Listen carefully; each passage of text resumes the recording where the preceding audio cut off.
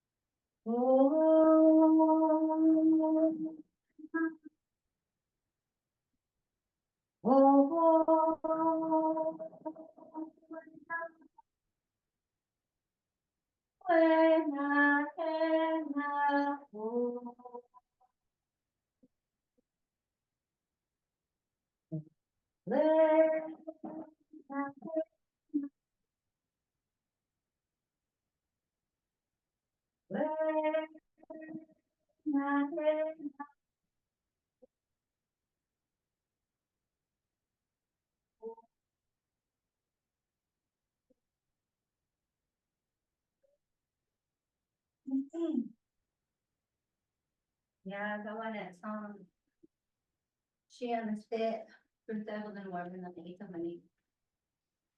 Creator, I ask that you bless the circle of relatives and guide their path in a good way. Lift their hearts up, open their minds, often to make good decisions for our nations today. Ask these things in a good way. This way we can't.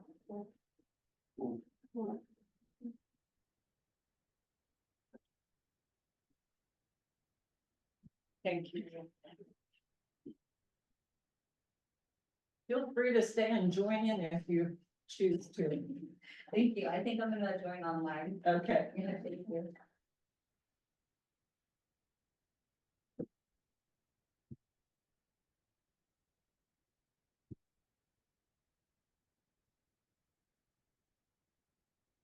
Good afternoon again, everyone.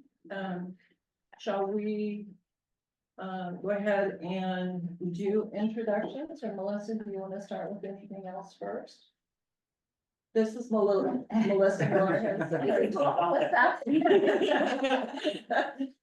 Our executive director for the Fish and Game Commission. Yes, thank you for your patience. I came out of my hotel this afternoon to find the side door damaged. So I had to go back in and report it to the hotel. Oh, I'm so sorry. Anyway, so I apologize for being late, that was a little unexpected. Anyway, I am super excited to introduce our new tribal advisor and liaison, Sam Blacklock. He just joined a few weeks ago, so go easy on him today, please. We want him to stick around. No, we have no doubt that he will. He's going to be fabulous, but I'm super excited about that. I think as many people know, we've been without a tribal advisor for almost a year and a half now.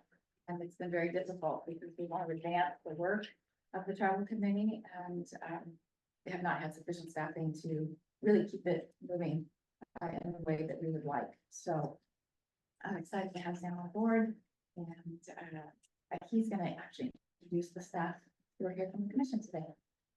Yeah, that's good. Thank you, Melissa. And yeah, very excited to be here. Yeah, so I'll start introducing our commission staff. So I'll start with Susan over here, who's our marine advisor, Susan Ashcraft. And then we have Harvey Corman, who is our wildlife advisor, Kelsey, who is our executive analyst, Devin, who is a Sea Grant fellow. And I think we have a few members online as well to assist, including David Hauger, our regulatory analyst, is online.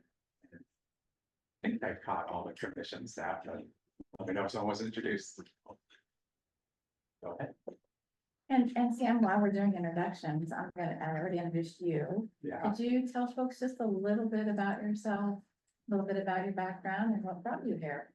Sure, absolutely. So I'm from Northern California originally, up near Paradise in Butte County.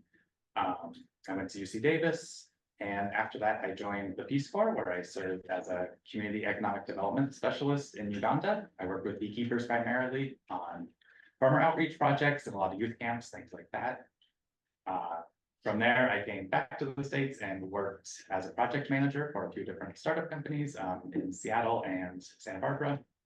And then that's kind of when I realized I wanted to be back in the public sector after those jobs. So I joined the state. I worked for the California Department of Food and Agriculture, and I was the grant coordination manager. So I kind of helped coordinate all of the grant programs that were going on at the time, which was actually about 20 programs that they had. So it was really interesting work, and I got to do a lot there.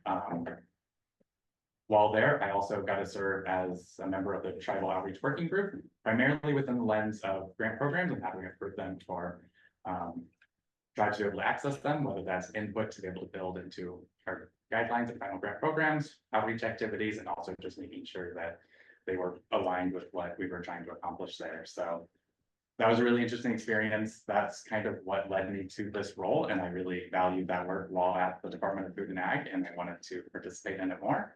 And when I saw this opportunity come up, I applied, and it was, yeah, it seemed like a great fit. It seemed like there was a lot of opportunity. And I'm excited to be here. So yeah, thank you, everyone. Welcome. Thank you. Appreciate it. So joining us from our primary agency partner, which is the California Department of Fish and Wildlife, we have some official representation here at the Tribal Committee today. Leading that group, we have Scott Gardner, who is the branch chief for the wildlife branch. We have Jay Rowan, who is the branch chief for the fisheries branch. Hi, Scott. Say hi. Hello, everybody. And there's Jay Rowan. Good morning, Jay, or good afternoon, I should say. Good And then afternoon. we also have Dr. Craig Schumann, who is the regional manager for the Marine region. He's here in the room with us. And then I believe, there she is, we have the department's tribal advisor, tribal liaison, Sarah Fonseca. Hi, Sarah. And then representing the department's law enforcement division is Chris Stoops, captain of the law enforcement division.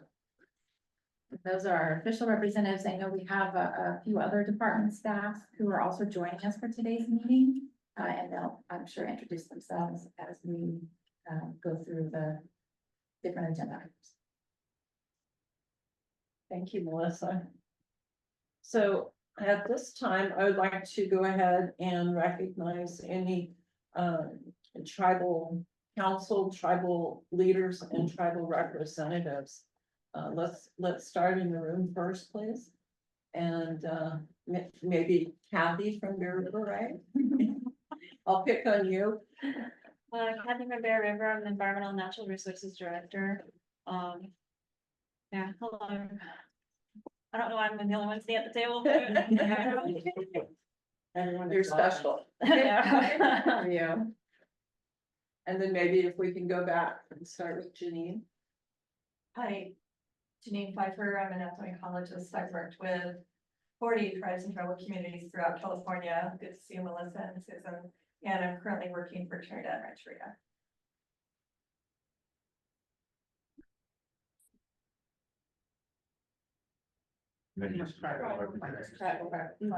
Oh, okay.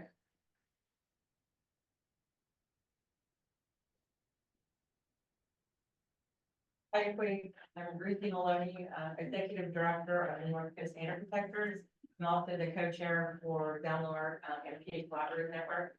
Nice to be here. Good to see everybody again. Welcome. And I'm Jess Gravel. I'm the Braided Climate Resiliency Program Manager for Trinidad Rancheria. Nice to be here. And then online, please.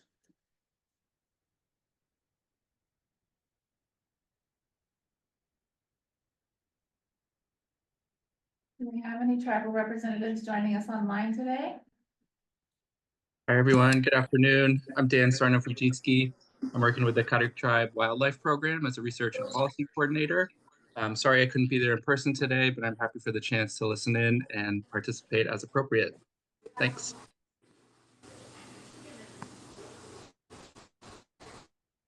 Hello everyone, my name is Rachel McKay. I'm the Natural Resource Department Director of the Tala Wadani Nation. Happy to be able to listen in today and see this.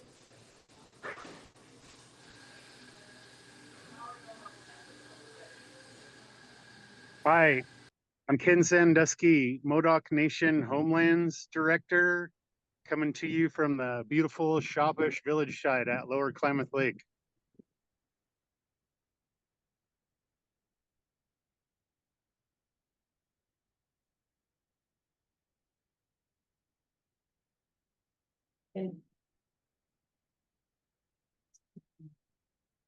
Go It's ahead, Nani please. Setsuma. Heyo, heyo. My name is Nicole Whipple. I'm a member of the Round Valley Indian Tribes. I am working as a program coordinator with the Tribal Eco Restoration Alliance out of Lakeport. And I'm just here listening in.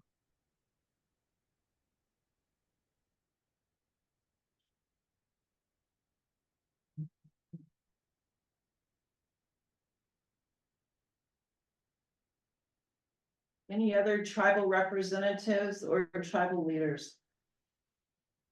Hi, everyone. My name is Maureen Geary. I'm an attorney with Mayor Pfeffer Kim Geary and Cohen on behalf of the Federated Indians of Great and Rancheria. Buffy McQuillan is unable to attend and asked me to attend in her place today. Thank you. Thank you, Maureen.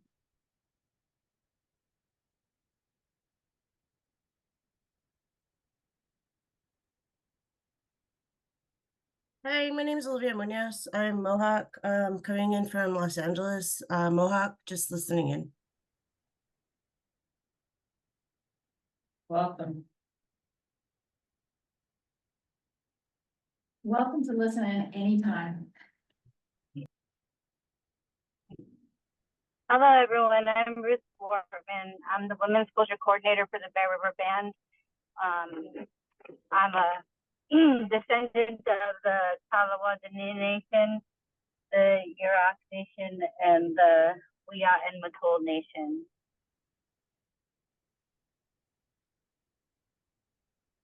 Thank you, Ruth.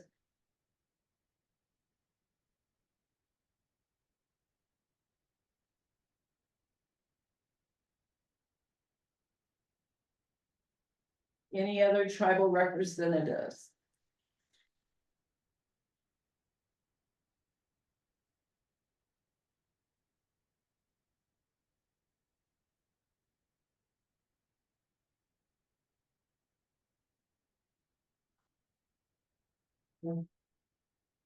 Anyone in the room who has not introduced themselves, please do so. My name is Jim Bowie. I'm here with, representing Bear River. I'm descendant from Blue Huron and Wiya, Bear River Creek, and a slight Chinese. And I'm here to observe. Welcome. Thank you for coming.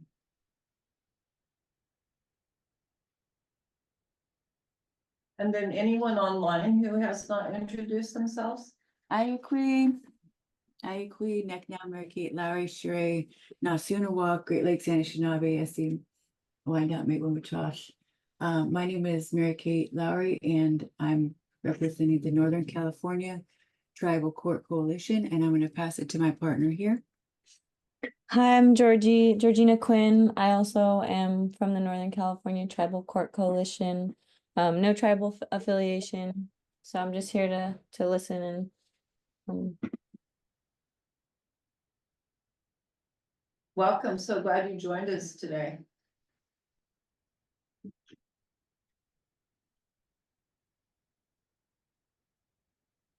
Next now, Crystal. I'm not here representing any tribe. I'm here as a listener and a committee member of NCTCC. Also, I am going to be doing a documentary with food sovereignty in native lands, and I am here just to listen to what's going on. I'm also a Europe tribal member. Welcome. Thank you for joining.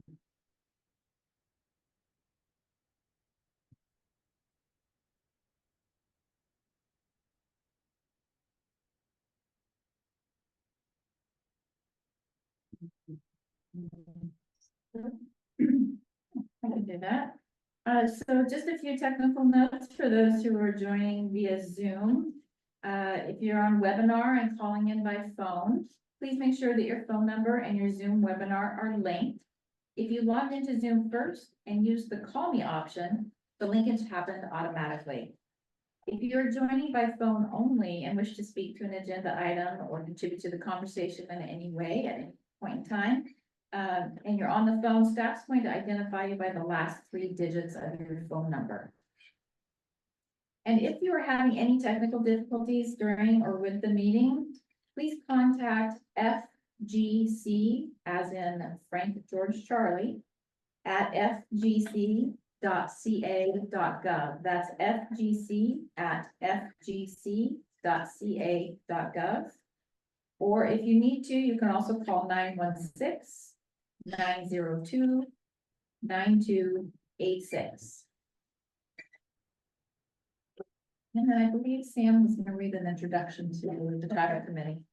Please do, Sam. Yeah, so today we are using the Zoom meetings format, which means that you can mute and unmute yourself at any time to join the conversation. And you can also turn on your video if you would like. If you would like to contribute to the conversation and you are on Zoom, please use the raise hand button to raise your hand. If you are participating on your computer, the raise hand button is located at the bottom of the window and also at the bottom of the participant list. You may have to hover your pointer over the Zoom window for the row of options to appear. On the mobile app, raised hand is located at the bottom of the screen. You may need to unmute your microphone when you speak. If you're on the phone only, press *9 on your phone once to raise your hand and alert us that you would like to contribute to the conversation. If you press *9 on your phone a second time, you will take yourself out of the queue. You will need to unmute yourself by pressing *6 on your phone. That's it for those additional notes. Thank you. So the meeting is officially called to order. And I'm going to go ahead and approve the agenda and the order of the items. My name is Jackie Hostler Carmison. I'm the chair of the tribal committee. And I've been on the Fish and Game Commission since 2012. I think it was confirmed the first time in 2013, and this is my second tour of duty. So love my tribal committee and really appreciate everyone who is participating today. So let's go ahead and move into item 2. And this is an item for co-management and to ask folks to share. Tribal representatives are invited to share their co-management interests and experiences. And if you are not a tribal rep and you do have co-management projects going on, we'd like to hear from you as well. So if I could get a volunteer to go ahead and start off the co-management roundtable and what your tribe or your organization is working on, I would really appreciate it. Kathy, please. Our co-management is in the form with CFW of MOUs. Talk as loud as you can for on the online people, please. I know it's hard. Okay, so Bear River is working with CDFW on MOU, memorandums of understanding or agreements. And one of them is what Jim is in charge of. It's tribal fish and wildlife, and it has to do with fishing licenses. Other MOUs or MOAs that we would like to do is we'd like to get together and try to figure out a way to create a nursery for red abalone out at 7 Mile.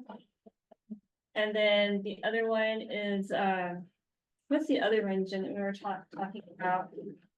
We were talking about 2 of them, and I can't remember. We were speaking about the Jack Rain Devil too as well. I think that was in discussion, small discussion, but then there was also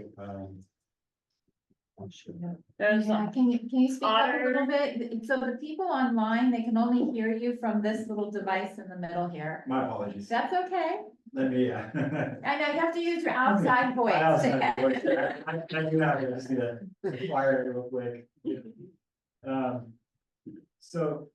Yeah, one of the things that we were hoping that we can implement with the red abalone from the 7 Mile And we are in constant contact with the California Department of Fish and Wildlife as of now to expand some MOUs that we have currently in place. What she was Kathleen was referring to was, oh geez. I'll get back to you on that. It's late. It's restoration, I think. It's restoration. Restoration, on 7 Mile, there are several channels that were constructed by the tribe a long time ago, and you can tell they're constructed because they're nice and symmetrical and straight. And that's where a lot of red abalone live and breed, and we were wanting to get fertilized eggs, I guess, from red abalone and plant them in there and see how well that would do, because at low tide, even that there's still enough water in the channels for them to survive.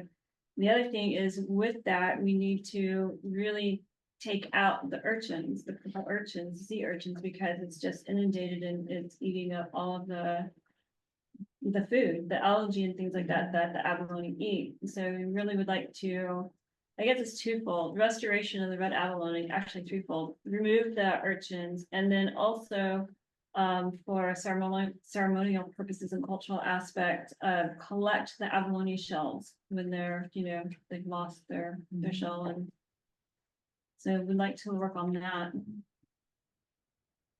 How many staff is in your natural resources department? We actually have 2 different departments, kind of, sort of. I have 4 in one building and 3 in another building. That's awesome. So, and yeah, we're all working together, trying Good to for restore you. a lot of things. The other thing that we're interested in is, we understand CDFW is trying to not give away per se lands, but they need help in co-management because everybody's strapped for cash and personnel. So we'd like to be able to try and figure out how we can do that in a beneficial way to both the agency and for the North Coast and for the people. That's great. So do you know who we can Cooperative. contact? Yeah. Work. So how would we, I guess Sarah Fonseca, would be the person to contact for more of that. She's online. Yes. Oh, there's another question that I had. Maybe it's later, but there is an exemption of the white sturgeon. And I was just wondering how that would affect that its endangered status. That's my question. The subsistence harvest for white sturgeon. Subsistence harvest, or just the population, because if the exemption is there, that means, I don't know, it's an exemption to take the white sturgeon. Okay. So, so what does that mean to the numbers and what areas? Is there a plan, type of organized take on it, or is it just anybody who wants to apply for it can do it? Who would Kathy follow up with on white sturgeon? Would that be Jay? Jay. Okay. Yep, I'd be happy to connect. Jay Rowan. Jay Rowan? Okay. Deputy Director. He's the branch chief for the Branch fisheries chief. branch. Fisheries branch. He knows all things about fisheries. And Kathy, I can help you set up that meeting too. Awesome, thank you very much. You're welcome. Maybe go through Sarah, because I think we've got a couple different points in the department to contact. Okay. So start with Sarah. Okay. Other co-management. Exciting work that's being done. I'm a volunteer. So like I said before, I work with Trinidad. Could you just, for those who may have joined late, repeat your name and who you're with? I'm Jessica Gravel. I'm the Marine and Climate Resiliency Program Manager for Trinidad Rancheria.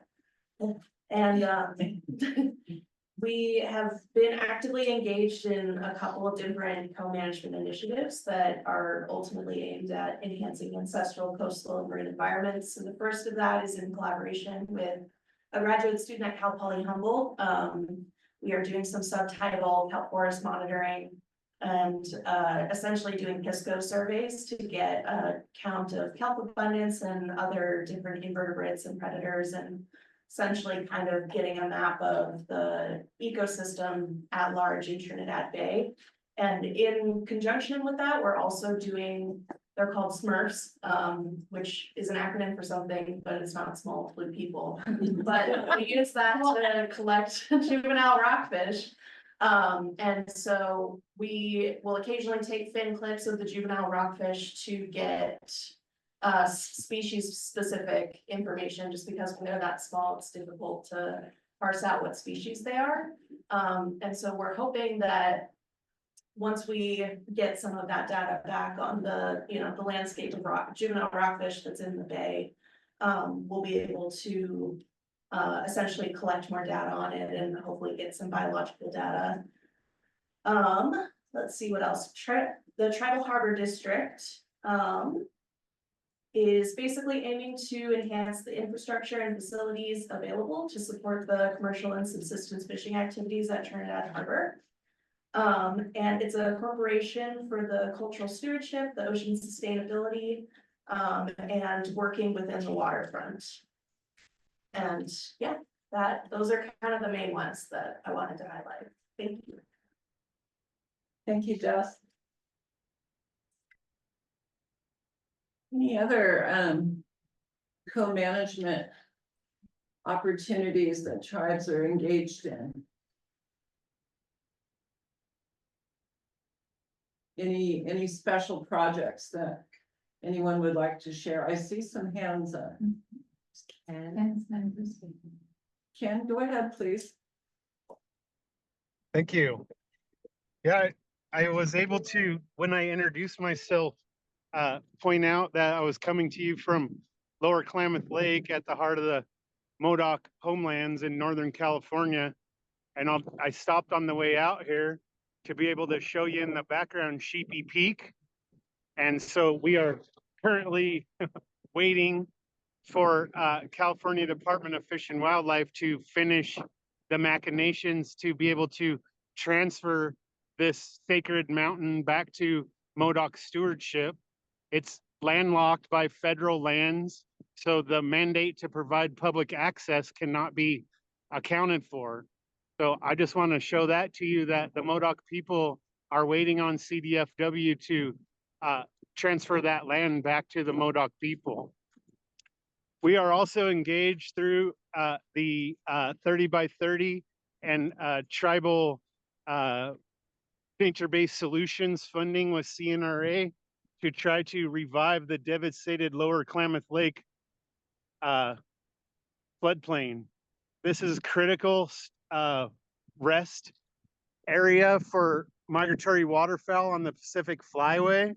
And, we are tucked just under the Oregon-California border here in Siskiyou County. Very little state participation in trying to alleviate the desiccation of this very important rest stop for all migratory waterfowl. Also, extirpated habitat for suckerfish, which are an endangered species too. Chihuahua and Coptu are largely only extant in Upper Klamath Lake, but their historic range included this desert that you're now looking at. So our co-management with the state is largely in areas where the state is lacking capacity to meaningfully engage. And that includes very important aspects around Tule Lake and Lower Klamath Lake, which would have been two of the largest lakes in the state historically. Wow, thank you, Ken. Very exciting. Thank you for sharing. I have a quick question. Go So ahead, this is being recorded, right? Yes. And will it be accessible to the public? Because I just realized that a lot of some of the information that may be released is very sensitive. So especially about our restoration activities. So I would be very careful about information that is being shared from this point forward. That's a good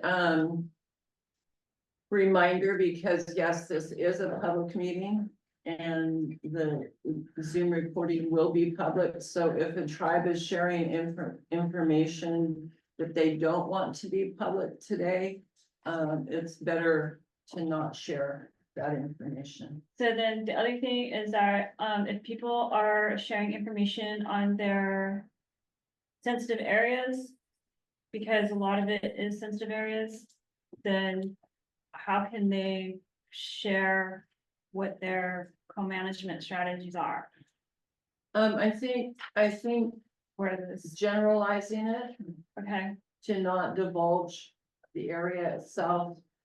okay, In detail, maybe at a 50, 100,000 foot level.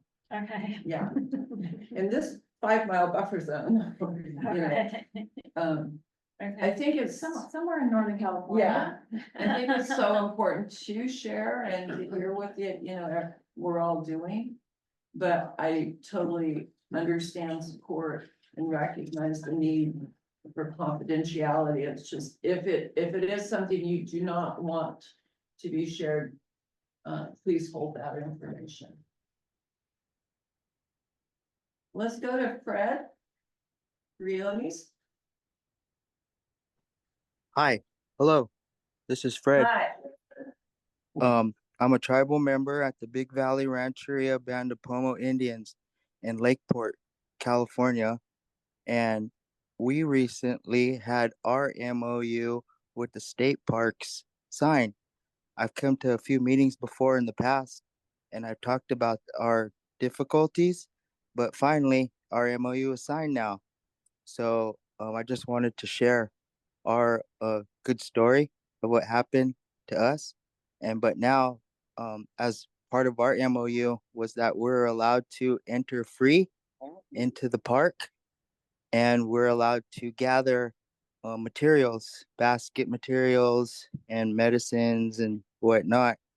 So the whole feeling and the perspective of life has changed for a lot of us, especially for myself, where I go and at least 2-3 times a week and collect basket material. And then I just weave my basket, and the park has a really nice beach area. And I just go down there and I sit. If you could see my Zoom picture, that's the mountain. And I'm at the state park there in that picture where I'm just hanging out. And I feel really good now. And many tribal members are taking advantage of this opportunity, and it really alleviates our souls and brings back our spirits, and represents a time of really good change in our lives. So I just wanted to share what's happening to us over there. And again, thank you to the agency for having this opportunity to speak, and all others out there. So thank you again. Thank you for sharing, Fred. That's wonderful news, really excellent news. Happy to hear that. And next I'd like to go to Daniel. Hello again, Dan Sarner at Cuttock Tribe Wildlife Program. Thanks so much, everyone, for sharing and all the great work you all are doing around the state. I can share that the Cuttock Tribe has been working with CDFW on an elk co-management agreement over the last few months. We initially proposed a pretty broad suite of co-management recommendations, and have since scaled back a bit to areas of agreement within our respective existing authorities. And so we're now largely focusing on collaboration and research, monitoring, data sharing, data sovereignty, and habitat management issues. We're still in the early stages of our process, but are very pleased so far with the mutual respect shown and the desire to reach an agreement that works for both parties. Thanks. Thank you, Dan. That's really exciting. Nicole?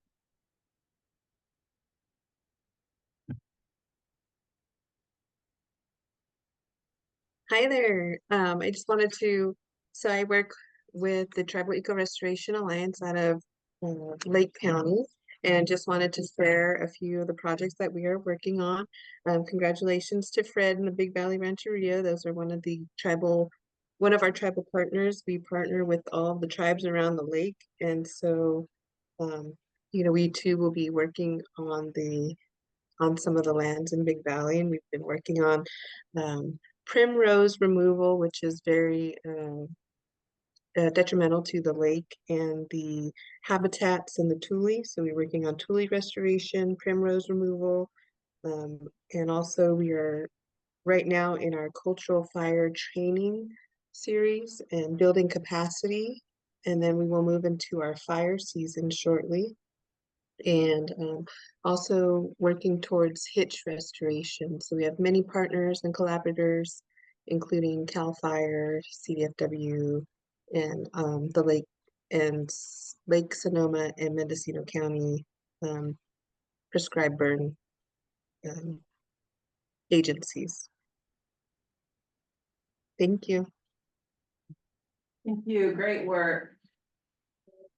Speaking of Clear Lake Hitch, Fred, can you give the committee a brief update and all of our tribal partners and our staff? I haven't heard about Clear Lake Hitch for a little while.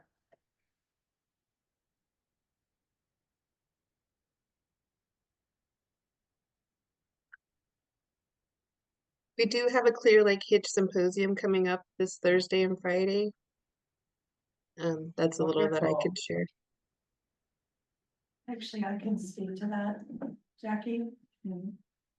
Janine Pfeiffer, I'm coordinating the Clear Lake Integrated Science Symposium that CW, CRA, and other partners are participating in this week, all day Thursday and Friday. The Clear Lake Hitch Forum is Thursday afternoon. And that's when researchers, including Fred Fryer from US Geological Survey and Ben Ewing from CDFW, Luis Santana from Robinson Rancheria will be presenting on their tagging exercises and lake surveys. And essentially what I can share is that the hitch have come back in significant numbers this spring. There's a working hypothesis that they might have come from adjacent lakes, including Tule and Blue Lakes, which were connected to Clear Lake due to the high flooding and high rains. But it's a working hypothesis because no one has ever studied pitch in Tule or Blue Lakes. So we don't know exactly how many of them were there before. And Fred Fryer has been doing surveys throughout the lake. And he recently shared some of his habitat data that will be presented both at the conference and also in a documentary film that will be showing Friday evening. That's wonderful. Yeah, and the symposium, all symposium sessions will be live streamed and recorded and available on the Lake County Water Resources District YouTube channel following it, and I can be sure that an update is provided to the commission. Thank you so much, Janine. Yeah. That's exciting. Yes. So such, so much more encouraging than previous reports. Yeah, they were Everyone's- almost gone. It was 6 Yeah. years of no juvenile recruitment for a fish that lives 5 to 7 years Right. long. So this year was an enormous surprise. And again, I will make sure that those results are conveyed to the commission and maybe even in the context of this meeting during the next tribal committee meeting. Thank you. Yeah. We also have Jay Rowan, who's the branch chief for the California Department of Fish and Wildlife Fisheries Branch, and he has information that he would on Clear Lake that he was going to share during his update. If it would be all right to share it now. Absolutely. Awesome. Thank you, Jay. Yeah, absolutely. Kind of jumped out in front of me a little bit, but so I just Sorry. wanted to no problem. I just wanted to put on the radar for folks, in addition to the technical summit that's going to be happening here in a couple weeks. The group is finalizing plans to put the third annual, biannual Clear Lake Hitch Summit. So those plans are underway. The date hasn't been finalized yet, but it's looking like it's going to be in either November or January. And it's going to be hosted by the Hobo Motoal well, the agenda is still being worked out. It's going to be a 2-day event. There's going to be one day that's kind of dedicated to an in-person discussion, workshopping issues, things like that, similar to past summits. And then the second day will be some field visits. So still more to come on that as we start getting closer to fall. But we'll make sure that we keep the committee as well as the full commission apprised on next steps and timelines for that. And it also, go ahead. I'm sorry, what month did you say it was? I'm sorry, I missed that. November or It hasn't January? been decided yet, so either November or January. I think they have dates selected for each, and there's just some folks that they're waiting on hearing back from on whether or not they can participate on the dates that have been selected. So. Jay, what are all of the outside agencies in addition to Fish and Wildlife that are working together and the stakeholders with the tribes? Sure. In the group, all the tribal committees, the County of Lake, Department of Water Resources has been brought in. Army Corps of Engineers has been brought in. The State Water Resources Control Board has been critical. In fact, we've just finished up the first year of field work on a stream flow setting process. It's going to be critical to looking at minimum flows in the streams around Clear Lake. And the water board will be critical in helping set those standards once they get recommendations that come from this research work that we're doing. So there's a lot of really big things happening in the basin right now. And, it was very happy to hear that we had this great spawning season last year, and there's lots of fish in the system. But the reality is, I think we were very lucky that we got a couple of very wet winters to help bolster that. So I don't think we're completely out of the woods yet, and there's more work to be done. So we're going to continue working with the tribes, Department of Water Resources, DWR, State Water Resources Control Board, the county, on continuing to make those changes that are going to be critical to happen for this species to continue on into the future.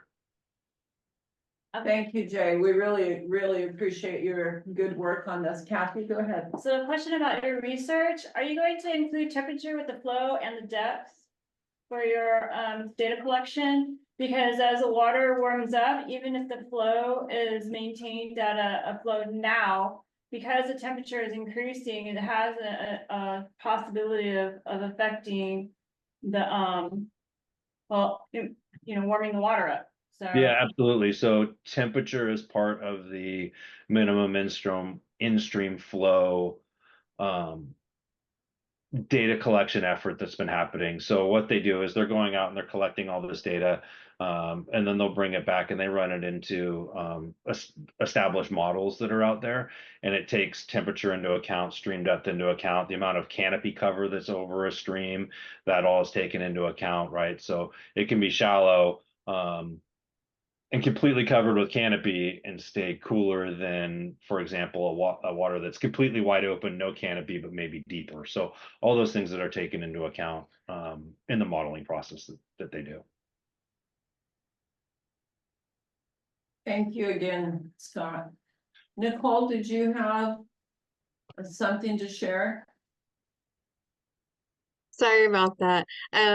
I can just, would like to include that, going back to the hitch, it has also been brought to the attention, Luis Santana from Robinson has pointed out that, after our cultural burning is where, we've seen a return in the hitch populations as well. So I just wanted to point that out as we talk, in the conversations about the hitch, how important the cultural fire and burning is to that restoration project.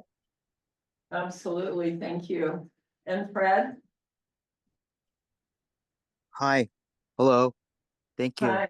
I'm a tribal member at Big Valley Rancheria. I've been hitching my whole entire life.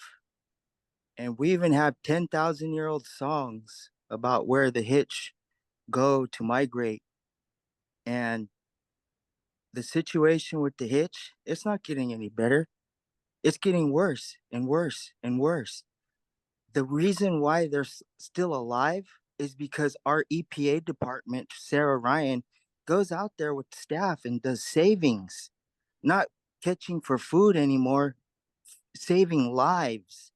And how long is this going to last? So what's happening now is the State Water Resources Control Board, it's all about the water, right? So competition for the water in those creeks for the hitch and the vineyards. So what the state is doing now, because of negligence from the county, is that the state has issued orders where the farmers now, they must meter and provide drawdown data, like how much they're pump data, water pumping data, which they never have before. So there's a fight between a lot of them because those farmers were allowed to illegally drill wells and illegally make pullouts from the creek, diversions from the creek, and just free water, basically. So now the state is making them put a meter on. And what I'm hearing is like a lot are complying, but there's always those illegals now that do not wish to comply. And what has changed over the years in the county was agriculture, where at first it was pears, and then now it's wine. Now I keep asking, I'm gonna ask the law enforcement. I'm not afraid to ask the law enforcement. Is this another alcohol related death? The competition for water, for the hitch, and the competition for wine. That's where the water is going, to the wine. It's not food. It is alcohol. Alcohol. And I'm asking the law enforcement agency, is this another alcohol related death? Yes, it is to many Indian people because alcohol is not our culture. And throughout the years, we've seen change, how our landscape has changed. It was just animals and plants and basket material. Then the settlers came with cattle and pears, and now it's wine and walnuts and marijuana. But most of it is all wine. And see, the state, they're afraid to say that. But I'm not, as a tribal person, I'm not at all.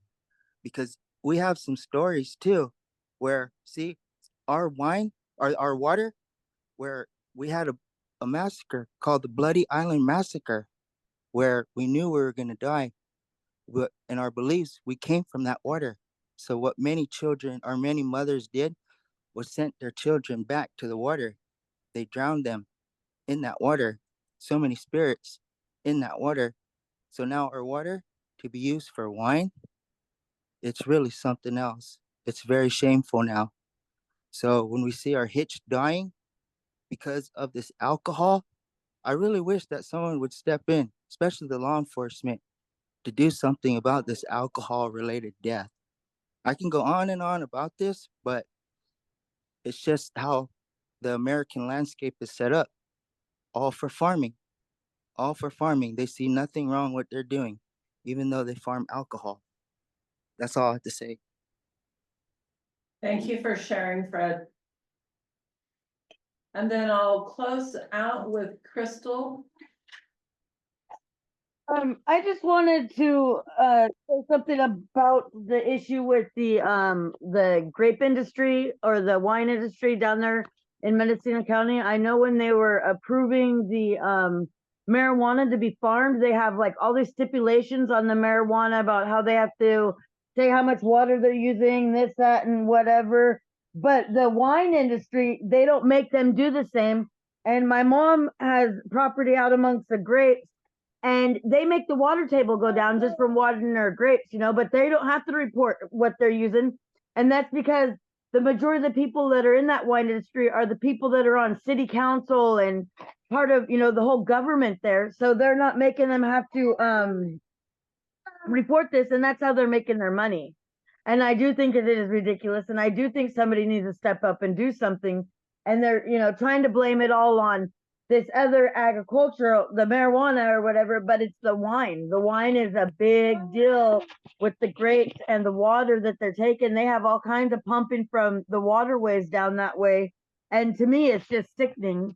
You know, to sit there and see that and to see, let them just keep on getting away with it. That's all. Thank you. Thank you.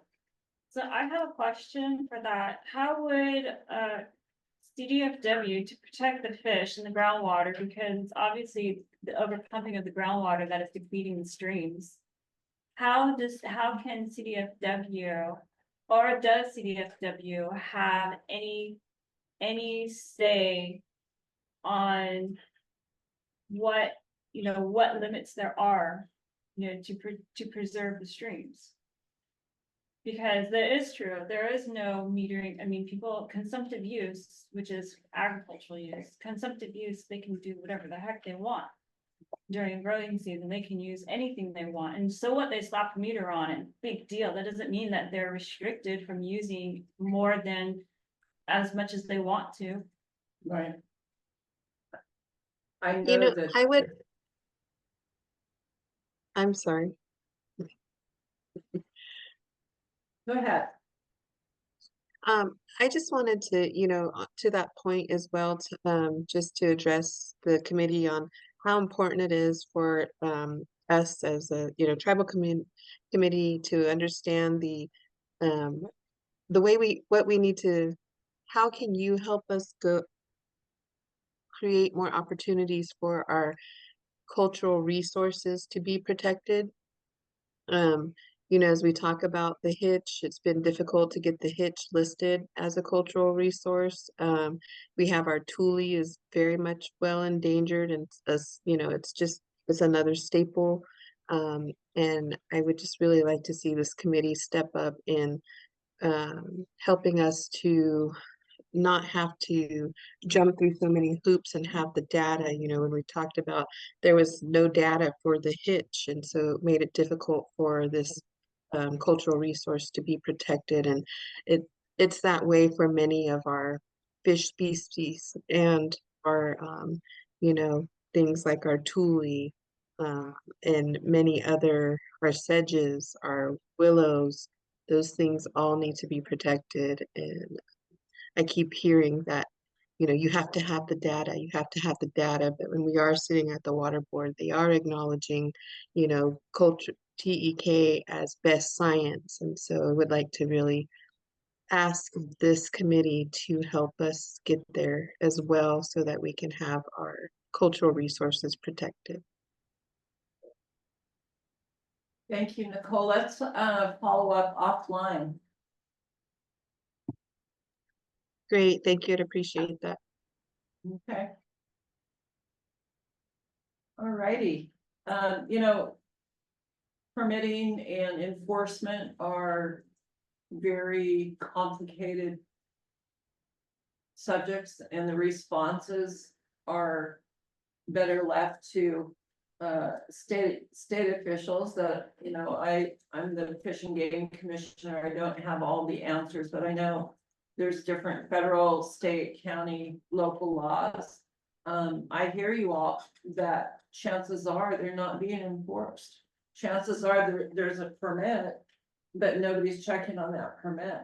There's, a lack of knowledge, a lack of education, a lack of enforcement.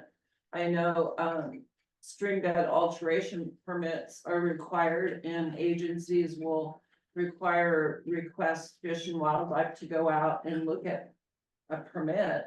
But I don't know if there's anyone in the room that can speak to that, or online. Maybe I'll pick on Jay for just a quick minute. If what's being spoken about, Jay, I know has come up through your work on the hitch and the illegal or the unpermitted drawing down of water. Sure. So I think with just several of the comments, I would direct people to the State Water Resources Control Board. They have a page that is specific for Clear Lake Hitch that they've developed. And it talks about all of the, it has the links to the emergency regulation that Fred had mentioned, that requires the landowners to report their pumping. It has the final resolution, the rulemaking on that, the finding of the emergency, all those things. And then it also has sections on there. How can you help? The board actions, reporting or suspicious or illegal activities is specific to that. So it has who you contact, when you contact them, the types of things, and who will follow up on it, whether it's water boards, enforcement folks, or our Department of Fish and Wildlife game wardens.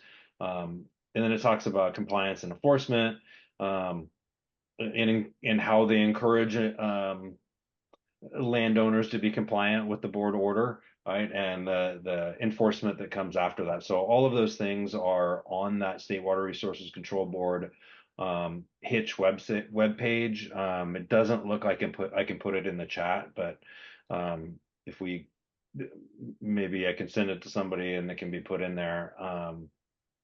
Yeah, they're actually, Jay, they're in the process right now of posting it to the Zoom chat, but for those who are here in the room that won't necessarily see that, it's waterboards.ca.gov.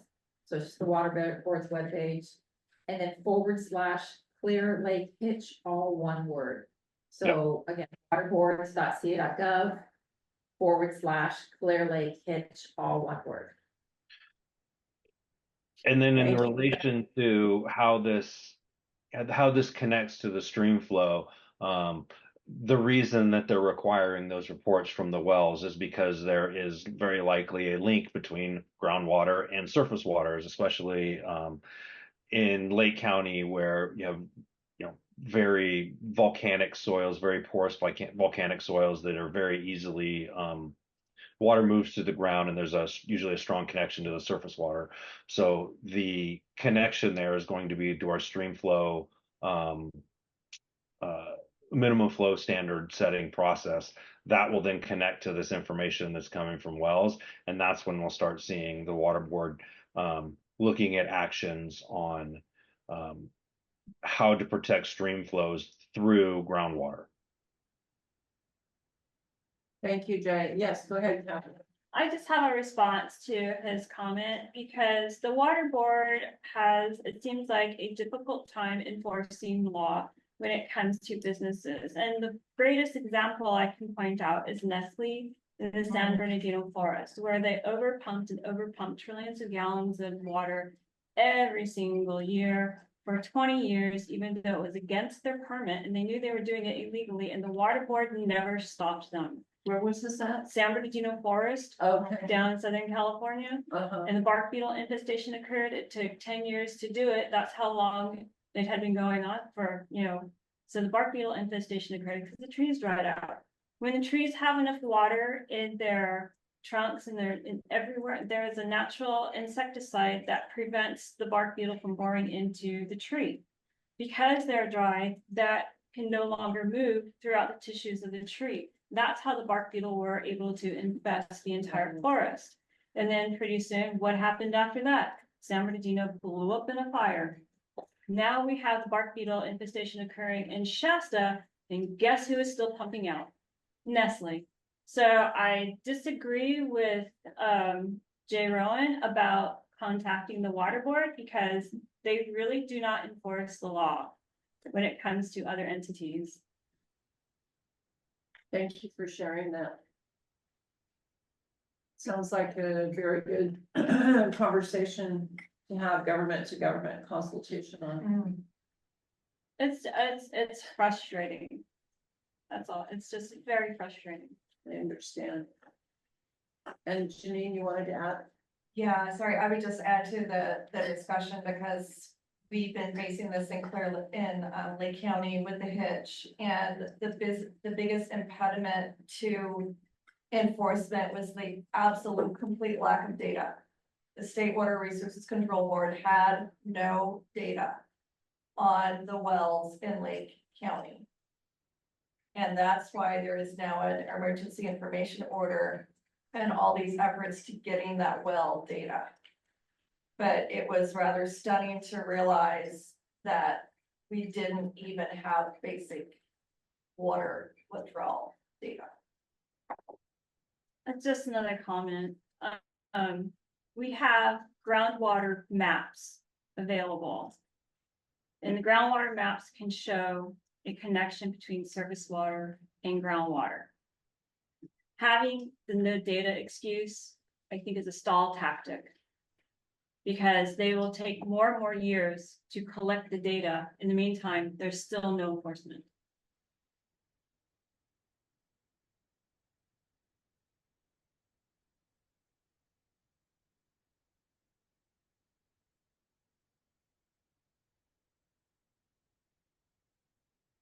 I think in our report out to the tribal committee, or to the full Fish and Game Commission from the tribal committee, in the next day or two when we report out, I think we should highlight that as something that the commission could maybe have a conversation, agency to agency, with State Water Board.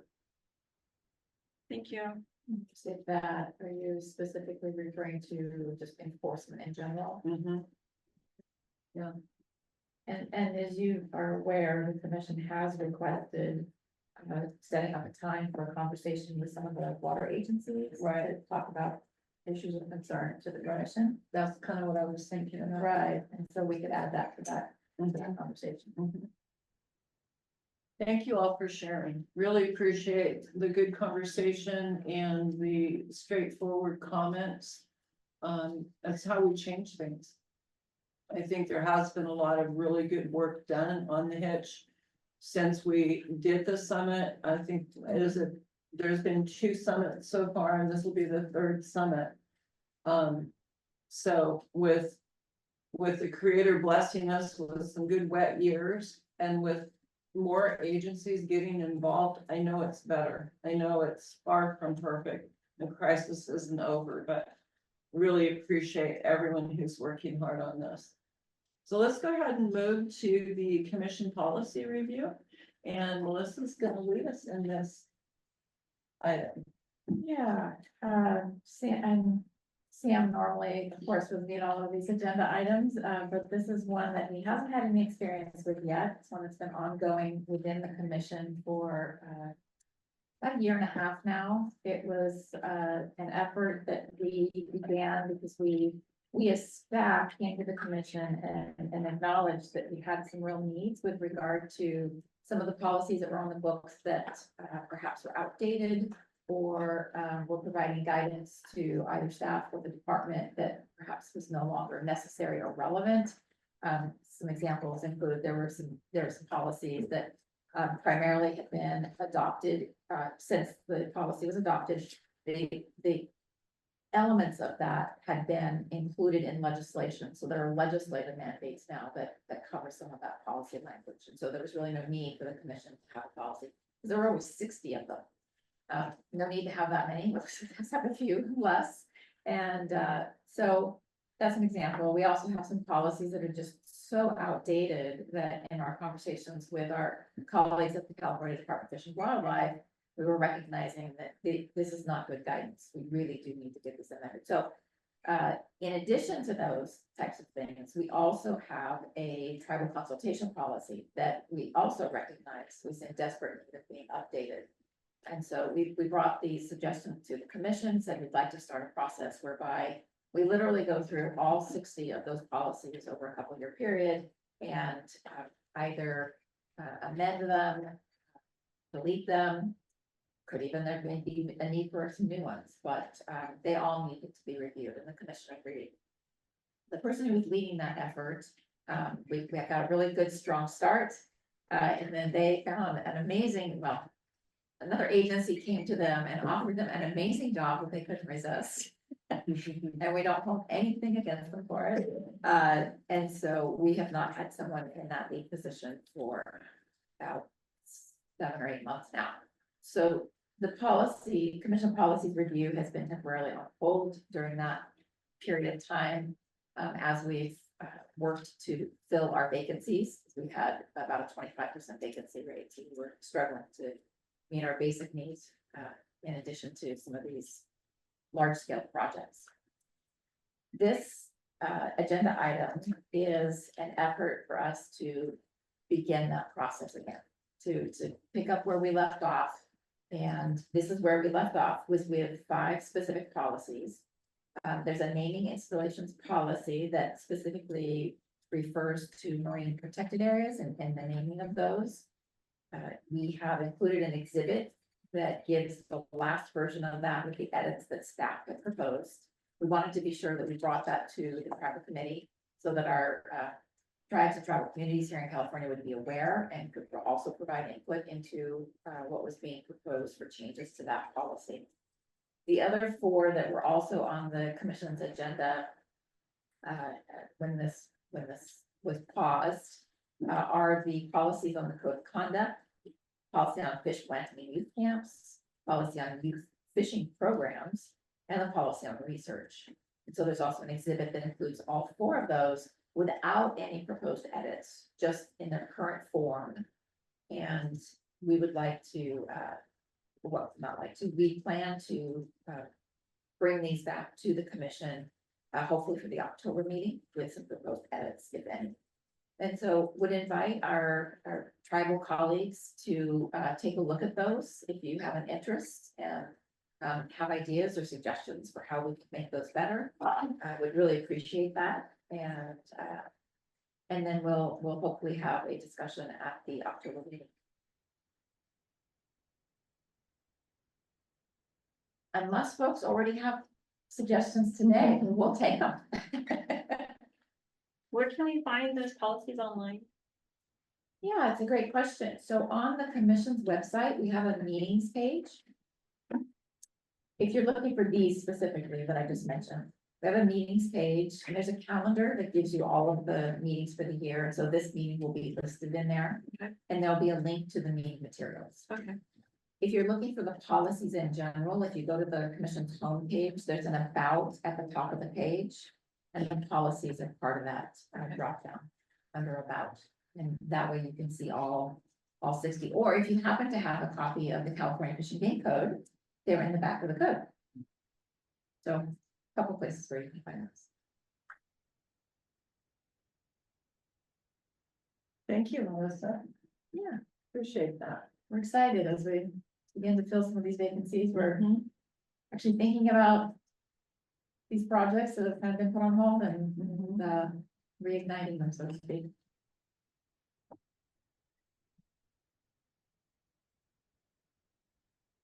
I'm very interested in updating the Fish and Game Commission consultation policy.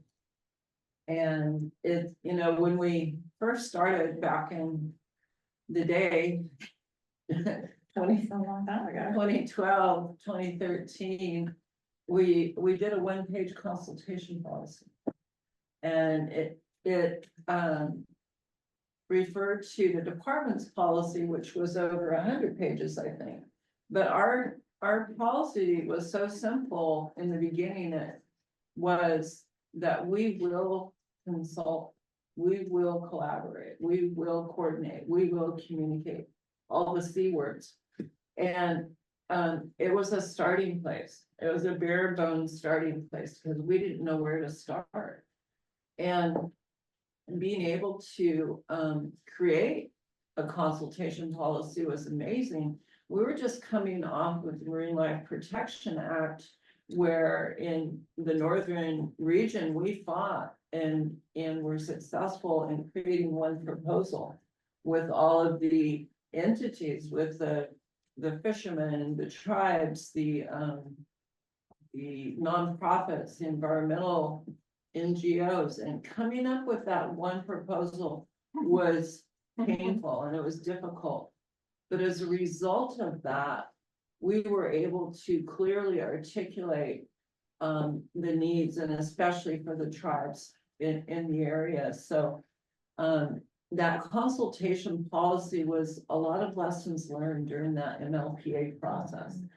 And I know Janine was here during that time, and it got pretty hairy at times, It was 3 years. And other regions were like, well, we didn't have one proposal. There were numerous proposals that were conflicting. And there were tribes, both federally and non-federally recognized tribes in the other regions that said we weren't listened to. Well, on the North Coast, we just put up a brick wall, all of the tribes that were on that stakeholder group. And we said it cannot move forward because there is no tribal representation, and then tribes were invited to be on the stakeholder group. And so it, was a lot of blood, sweat, and tears, but it was so worth it. And out of it has come the tribal consultation policy, the tribal vision for co-management, the definition for co-management, and it's time to update that consultation policy and really hear from tribes. A really great example that I've been reading lately is West Coast Ocean Alliance. They have a tribal caucus that's working on a consultation policy, and it's being developed by tribes. And Trinidad Rancheria is part of West Coast Ocean Alliance. And so I'm getting a lot of the emails, but I think it's a really good one to refer to. I want to say has been worked on for several years now.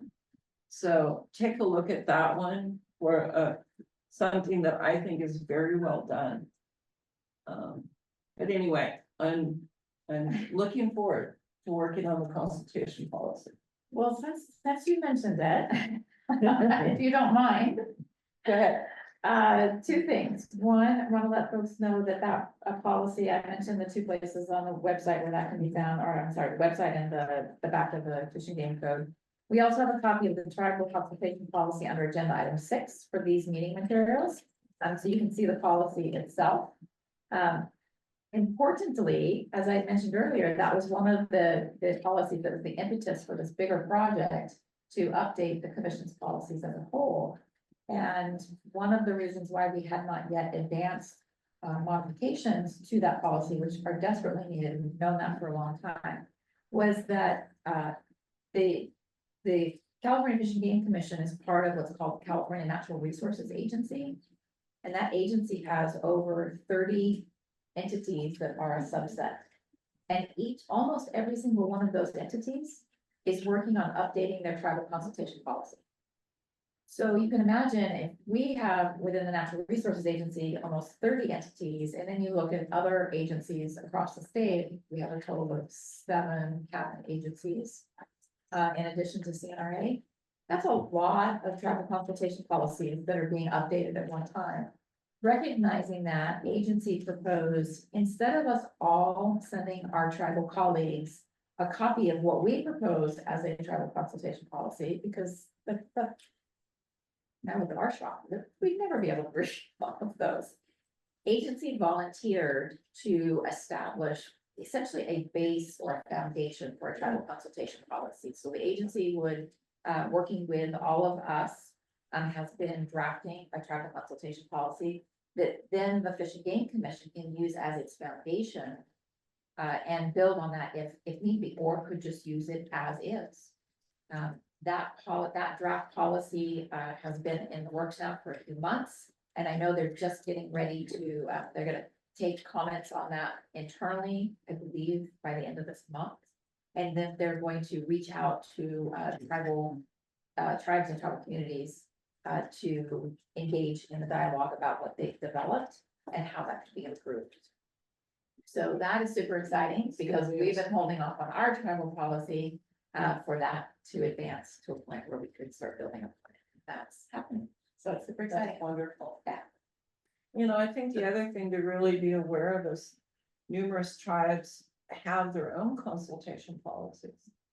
And I think the updated consultation policy needs to recognize tribal consultation policies. And West Coast Ocean Alliance does that. It has built into their policy that they will, tribe by tribe, consultation by consultation, be respectful of the tribe's consultation policy. And the CNRA draft that I saw does that. Does that. Good. It specifically highlights that. That's great news. Okay. Wouldn't it be amazing if there could be a statewide consultation policy? Yeah, the challenge is. That's a big dream, but. Right, just like But having every one- tribe has its Mhm. own, it would be difficult for the various agencies, given that they all have different mandates, different missions, responsibilities. I think it would be challenging to have a single policy, just because some of them do go into a bit more detail that's specific to their core mission. Yeah, so anything else about policies, Melissa, before we move on? I don't, just would love it if anybody else had suggestions, or I don't know if there's a better chance to look at it, but. Will that go out to, the policy review, will that go out to tribes? Yes, yes, that is, there's gonna be a mailing that will go out to all tribes and tribal communities. Okay. It's super important to get your, name on the sign-in sheet or the contact information, because a lot of times things will go to the chair, the vice chair, the council, and not get to the right tribal staff person and representative that will actually be doing the work, so. Yeah, and that's a great point. For those who do, and I know some in the room, regularly participate in tribal community meetings, but for those who don't, or for those online, if you have not added your name to the commission's tribal committee mailing list, it's not a list that's used often. It's literally literally no more than a handful of messages every year. So you're talking a message every 6 to 8 weeks kind of thing. But it's really important, because that would be the place then where we would make this kind of announcement, that there's an opportunity to weigh in on the commission's policies and offering, recommendations for how this could be improved. And again, we really are very careful about how we use those lists. We don't want to bombard people. We know everyone has information overload. So we're really careful about only using those for these kinds of opportunities, or for tribal committee meeting agendas. And to Jackie's point, when we do send a mailing, we have to use the Native American Heritage Commission list, which is the list of tribal chairs. So that doesn't include all of the staff who may be working on a particular issue. So to the extent that you are interested in the work of the tribal committee, or any other aspect of the commission's work, because we have about, I think, 15 different lists, and you are welcome to join as few or as many as you like. We really encourage folks to do that. Especially if you're a staff member to an agency or a tribal community, to just remain updated about things that may be of interest to the work that you're doing or related to the work that you're doing. Thank you. I may have missed it, but I wanted to make sure that tribal members that are here listening are clued into the naming installations policy with potential edits. The commission did send a letter out to all tribes and tribal communities regarding this. But we haven't heard back, and I know that you're inundated many times with different state agency invitations to engage on topics. This one, though, I think is, this policy pertains to renaming, say, marine protected areas, or renaming or naming new state lands. Reserves, etc.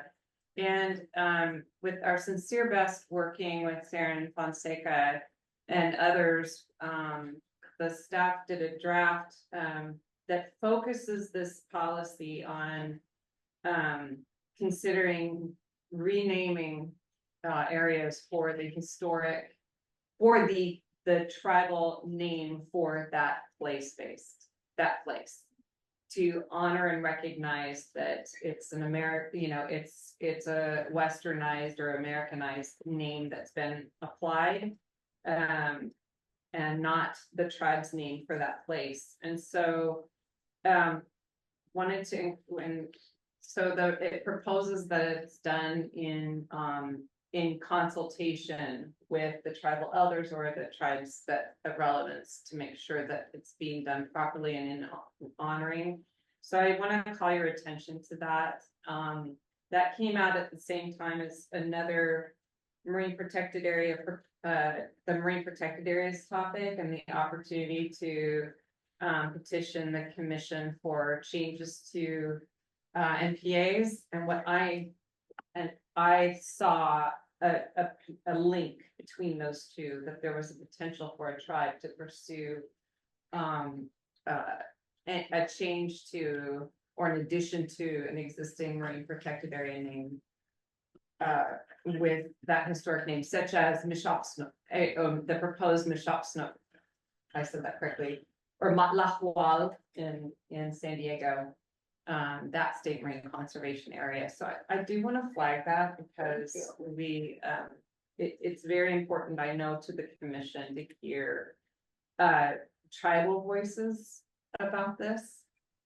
Not just staff doing their best to try to respond to the commission's strong interest in this, and the commission is showing that leadership and has shown that leadership through this committee. So just wanted to flag that one specifically. It's one of the exhibits for this meeting, and so we would be thankful for your review. Thank you so much, Susan, for highlighting that. What is the deadline, Melissa, for comments on any of these policies?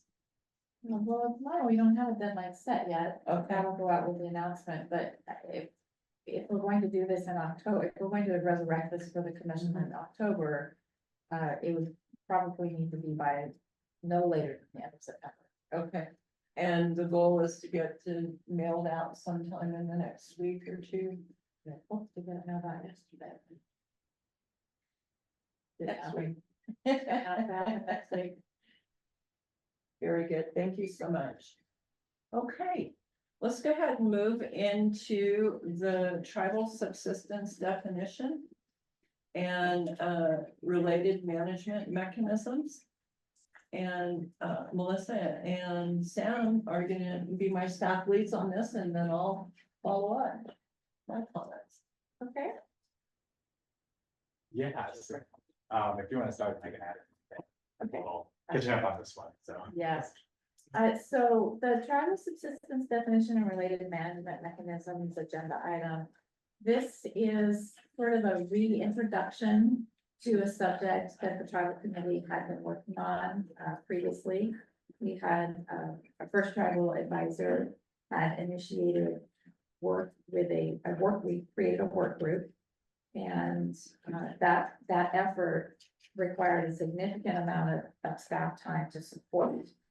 And so as a result, when our tribal advisor moved on to a different position, that we had to put that on pause. It was more than the team could manage. But it's a really important conversation. It was one that we initiated. We had heard from the commission has heard for many years in the fisheries realm that tribes and tribal communities were not comfortable with the use of the term recreational fishing. And the reason for the use of that term is because in California Fish and Game Code, commercial fishing is defined. There's an actual definition of commercial fishing in Fish and Game Code. And then everything else is considered sport or recreational. Just by default, if it doesn't meet the definition of commercial, it's sport or recreational. And those are the terms that have been used for decades in the state of California. And we've heard loud and clear that those terms do not resonate with the tribes and tribal communities at all. So we did some research and we were exploring this, and as staff, we realized we found the definition of commercial fishing and realized that there was no definition for sport or recreational, which presented itself then as an opportunity because the Fish and Game Commission is a regulatory body. It has the ability to take existing Fish and Game Code and make it more specific, make it more understandable. So it looked to us, it looked like there was an opportunity potentially to further refine or define sport and recreational. When that work group was formed and those conversations initiated, that was part of the initial conversation. And again, a strong reaction from the folks who were participating in those meetings. That's a great start, but it's not enough. There's more to it than that. And we want to move beyond simply defining recreational or sport. So that process was starting, that conversation was underway, and that's when we had to pause. And so we wanted to be sure that we had the conversation today to, as I say, reignite, initiate again, this process. Sam is, again, 2-3 weeks into the job. So we're not going to be able to reconstitute this work group, which I know you talked to the commission about what that looks like. It'd be great to share that with folks, but we're not in a position to start tomorrow or even next week or next month. So it'll be a couple of months down the road, but as Sam gets his feet under him, we would really very much like to bring that work group in the form that you discussed with the commission, bring that group together and start this conversation again. Yeah, I'm excited to learn more and get basis and yeah, participate as applicable for it. Just jump right in there, Sam. That is definitely a approach, yeah. For sure. No, thank you, Melissa. That's a really good overview. And you know, subsistence harvest is a lifeway for the tribes, tribal people, Indian people. You know, the thing is, there has to be regulatory change. There has to be legislative change for this to happen. But it doesn't mean that through and in this forum of the tribal committee, that we can't come up with a definition that feels comfortable, that is supported by the tribes, by tribal members, tribal representatives, and to move it forward to the commission and the department to say, this is what we believe subsistence harvest is, and we agree on that. So kind of going back to co-management, a vision and definition, that took us several years. Gosh, I think we worked on that for 4 years. Yeah. And so, you know, nothing is in a hurry, but all good things take time. And, you know, tribes are actively working on legislation as we speak. So, for instance, maybe Jess could share a little bit. Trinidad Rancheria is doing some data gathering and research for co-management within the harbor and looking at species and counting species and gathering the data to further inform what's going on with red abalone and purple urchin and starfish and all the keystone species. So the elders and the folks who do gather know what to take and what not to take. They know when to take it and when not to take it. But the research that our environmental departments and staff are doing really informs that gathering. So there's a coordination between co-management, subsistence harvest that I think is just super important to capture. And to be that steward, you know, of the resource. So my goal has been, as the chair of the tribal committee, is to have the space for tribal caucus, to be able to have a tribal working group that's tribal members, tribal representatives, and to have these conversations. I can't be in the meeting when you're doing the tribal caucus because then it becomes a public meeting if I'm there. But if we can do the tribal caucus / work group and then report out to the tribal committee. Because it has to come to that public forum. It has to come for those discussions. And as Kathy pointed out, there's data sovereignty and there's, things that may be shared in that caucus that aren't reported out. But I think the overall concepts and getting some details into some of the various conversations that are happening and reporting those out at the tribal committee. And that's what we did for the definition of co-management is, there were tribal working groups that happened on the phone, or, I don't know if we were doing virtual in those days or not, but there were meetings that happened without me as a commissioner there, but afterwards, it's like they could come to that tribal committee meeting and say, this is how we think, this is how we feel, this is what we recommend.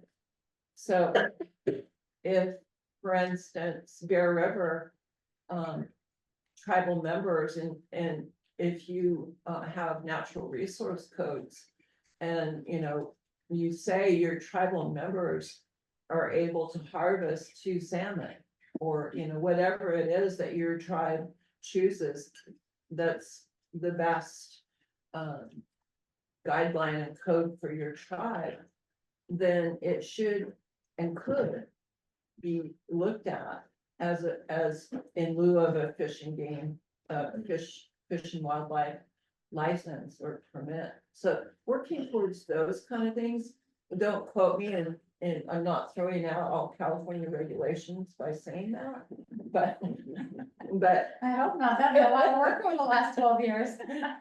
what I'm saying is exploring that for each tribe. What does that look like for your tribe? What are your goals? What are your hopes and dreams? And how do we get there? So encompassing this definition for subsistence harvest is super important.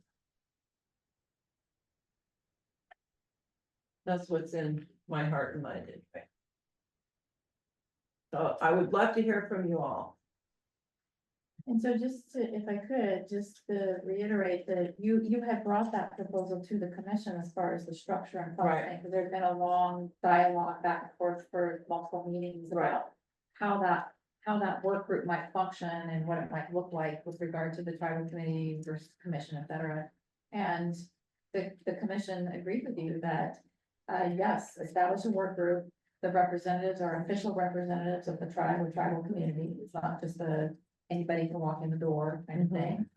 That work group could work independently, but would report to the tribal committee, which would then report out to the full commission. Right. Yeah, that's definitely the structure. So I see online, Dan, you've got your hand up. Would you please jump in there and share your thoughts? Thanks so much. And thanks for starting this working group up again. It's really important work. I was just wondering if when the working group is reconstituted, will it be picking up where the previous group left off, or will it be starting anew? And if it's the former, would it be possible to get access to the latest working group products from the last body, the language that was on the table before the group was disbanded? I guess, Dan, how I feel is I would like it to start anew, just so that everyone has a fresh start and kind of a baseline. I'm not saying that we, I mean, if there's some really good information and someone was part of that previous working group and they want to bring it back up, that's perfect.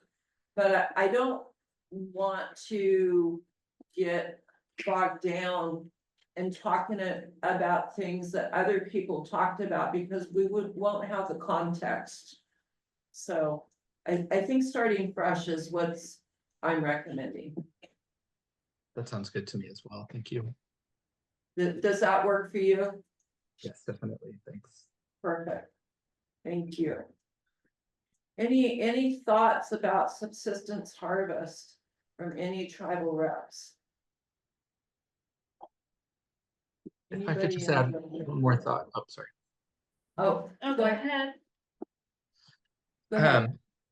based on conversations I've had with some of my tribal colleagues, I know there was an important conversation around subsistence versus sustenance, where some folks were advocating for using sustenance instead of subsistence because it was more all-encompassing, whereas subsistence kind of alluded to just surviving or scraping by, whereas sustenance was more about thriving and flourishing. And so just wanted to throw out sustenance as another potential way of framing it. And I'm not sure if there was a specific reason why the group went with subsistence rather than sustenance, but I just wanted to throw that out as well while we're in the early stages of this conversation. Thank you. Sounds good.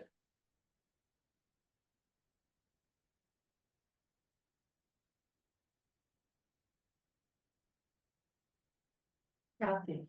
So I just have a question, but because in a lot of places where they do their, in a lot of places where the tribes do their harvesting for their sustenance, there is, I've heard of conflict between commercial and the tribes. So how can that be, I guess, addressed in the policies? For example, with kelp, there is a, what is it, 20,000 pound, I forget how many, it's the limit, but it's the overall limit, it's the cumulative limit of however many harvesters are there, right? So one harvester can take 10,000 pound kelp, while another harvester takes 2,000, and so, but the cumulative is 20,000. So in an area where you have tribes that harvest the kelp themselves, how, and they're seeing their kelp being destroyed by the person who takes 10,000 pounds, how can the resources that the tribe needs be protected from over harvest by commercial entities? I guess is the question. I'm sorry that Dr. Schumann, he had to leave a few minutes ago because he has another meeting this afternoon. He was here. We actually just redid those regulations 3-4 years ago, something like that. And he and his team were really the lead in reaching out and working with the various interests, including our tribal communities. And so he could speak more to that as far as the process that they went through and the kinds of conversations that they held and what led them to the ultimate recommendation that they made to the commission. So I think you've sat through some of those conversations as well. Yes, if there, in that case, commercial harvest of bulk kelp was in a limited term fashion banned for Sonoma and Mendocino counties, and was curtailed more for both of these northern counties here, Noyo or Del Norte and Humboldt, recognizing the natural state and the dramatic declines of kelp. That was a first step to dial that back in a focused manner. So those regulations were adopted. They are limited term. But it was cumulative and individual. Yes, cumulative and individual. Mm-hmm. Hi. Address your point. Oh, So- Rebecca's here. Hey. Sorry, I was trying Rebecca, to find I'm hoping you can share about the recovery management plan process. Yeah, well, I know Samara will be providing an update on that later on. And I don't know if she wants to do that yet. But yes, I just wanted to add to what Susan was saying. Yes, I'm Rebecca Flores Miller. I work with, I'm an environmental scientist with the department, and worked on the regulation update that Susan was discussing. So the department proposed, the commission adopted temporary regulation changes for the commercial harvest of bulk kelp, and it was due to concerns over the population and aiming to reduce commercial harvest pressure. And so currently the temporary regulations expire January 1st of 2026.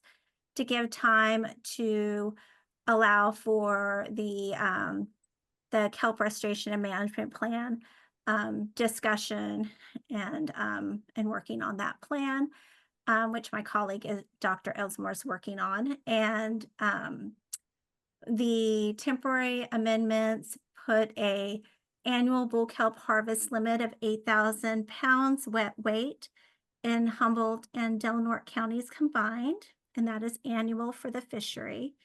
There was already an existing limit of 4,000 pounds wet weight per harvester.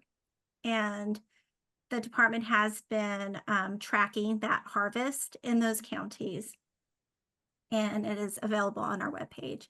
And then there's also a temporary closure in Sonoma and Mendocino counties for bull kelp, regardless of harvest use. Thank you, Rebecca. Ruthie? Yeah, this is Ruthie Maloney. I just wanted to highlight that a lot of the changes came from Eagle Eyes and Falls Klamath Cove, when we also noted some seaweed. It wasn't actually the poaching, it was a large tank, but it was out of state. So there's out of state permits as well. If you guys could take a look to see if there was any changes to the out of state permits for commercial use for seaweed harvesting. We just had some of our surveys that surveyors noted that they came in with kayaks and trailers, and they were from Oregon, and they went around the corner. So we have very good high quality seaweed, but it was where that they came back with very, very large bags of hay. So we were hoping that the state would also acknowledge those tribes, that ancestral areas that they're gathering from, and they were at Falls Klamath Cove. They're just in Europe ancestral territory. So that was one of the things that we were hoping, that you could get some kind of communication with the tribes, with permits that are being permitted within their lands. So will you give the context of what you work on, Ruthie, and your organization for those who? Oh, okay. Eagle Eyes and Falls Klamath Cove is a community citizen science. We work with MPA Watch and the MPA Collaborative Network. And so John Corbett and I have been we used to be with the Europe attorney, but we worked on Marine Life Protection Act since the inception of this process. So we've done a lot of surveying of beach use, creating North Coast beach use data for the North Coast, which is very important because during the MPA process, we had Southern California numbers that were used for our North Coast beaches. We don't have many people on our beach today. We have about 350 on any given day. And our weather and our things is a factor. So we're looking at, currently we're still, we've expanded to Trinidad. We do cover some of that area as well. Looking at the different beaches there, and we're looking at weather. And so we're looking at working with Cal Poly as well to publish another article. So we do a lot of beach observation, and we actually represent the North Coast statewide, which is really important because there's not a lot of people from the North Coast that can travel to those locations and really have a voice for our beautiful homelands here on the North Coast. So it's good that I'm glad that the Tribal Fish and Game Commission can come here locally to get more participation. I'm also with the North Coast Native Protectors, which is a group of people throughout the state that are tribal members. Some of them are tribal people from like Monterey, Escalon, Ohlone. We have so we work with a number of different tribes. In fact, I work with Jamie over here. She can do a lot. We received a grant with the Ocean Protection Council to develop a color book, a color activity book. And we are currently in the printing right there to print 30,000 copies of a color book called Ancestral Waters that connects the marine protected areas and to the tribes that are within that ancestral land. So, and waters. And it's so much better than I ever thought it would be. It's just really, really cool, because we go clear from Southern California all the way up to Trinidad, you know, or past, you know, Tallawah. I'd love to see it. Yeah, and it'll be online, we're gonna be printing them, but then it will be available online as well, so that's kind of a neat project it's been a lot of work, but it's been fun, so. Thank you for your work, Ruth. Yeah. Thanks for sharing. Okay, back to subsistence harvest. Any other thoughts on how to move forward? I guess in my mind, I want to look to Sam and Melissa and try to pull together a first working meeting online sometime reasonably in the next month or two. I'm not saying that as a hard fast, but you guys tell me when we can staff that, because I'd like to get it going. Yes. There's also the issue too, it's not just the kelp people coming from Oregon, it's also the salmon, the rockfish. Sure. All of that. All the species. All the species that people from Oregon, they come down here and then they go back to Oregon. Yeah. Sorry, Jenny, this may be absolutely obvious to you guys, you've already considered it, but, has the working group been looking at Title 8 of the Alaska National Interest Land Conservation Act that accords priority for harvesting fish and wildlife by Native people for subsistence? Can you speak a Yeah. little bit louder? Again, it's Title 8 of the Alaska National Interest Land Conservation Act, the ANILCA, which accords a priority for harvesting fish and wildlife by rural residents and especially Native peoples over recreational / sport and commercial users. So, yeah, you guys are probably doing that already, right? Yeah, thank you. Thank you for mentioning that. That's one of the models that our former tribal advisor was really studying as a potential resource to support this effort here. And I really appreciate you raising that and making sure it's still on our radar. And that also reflects, as Commissioner Carmen mentioned earlier, is that the work that this group will do will necessarily require legislative changes. And so that Title 8, that's not something that the commission necessarily could do. It's probably going to require legislation. But that doesn't mean we couldn't talk about it and offer suggestions. I think looking at best practices and models and, you know, what's happened in other areas is super important as we have these discussions, what's possible. And especially if, you know, there's definitions out there that really look like there's been a lot of forethought and work put into them. So I'm just looking for a target and then sometime in the next few months where we possibly could have an online meeting for our tribal caucus / work group. Well, I think before we even think about scheduling a specific time, we have to reach out to the tribes and tribal communities to get to receive from them. One, do they want to participate in this? And two, who are they appointing to be that representative? I can imagine that process alone could take a couple of months if you're getting some tribes to require that the tribal council actually appoint that person. So that process alone is going to take some time.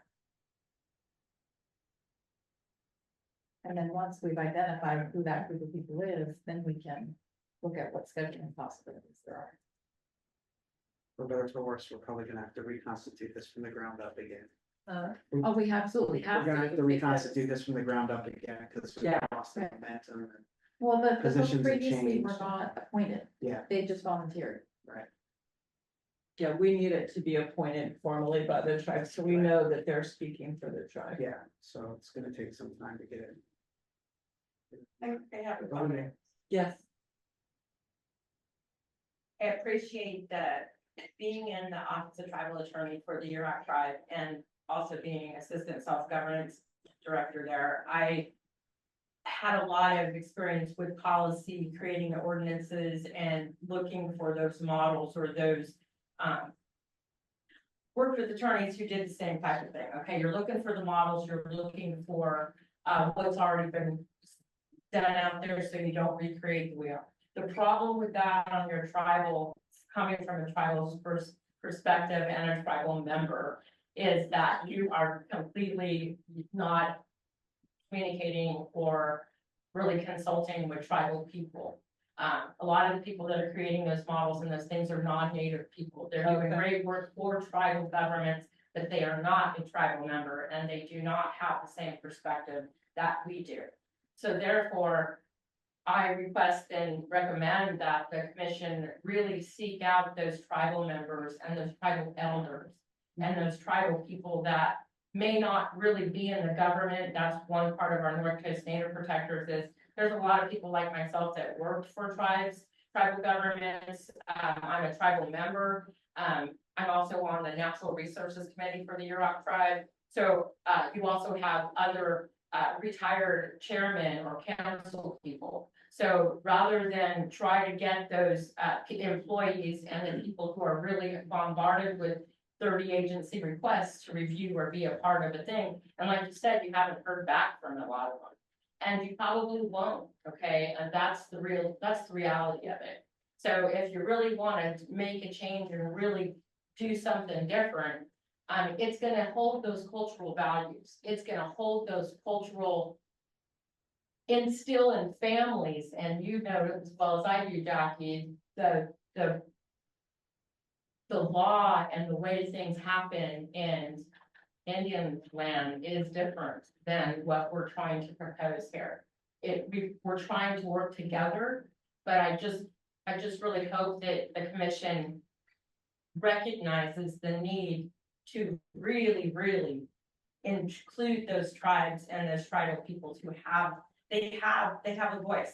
They have something to say about policy and they do understand, but really let's try to do something different instead of let's recreate the wheel. Let's do something different to where we're not just following those policies.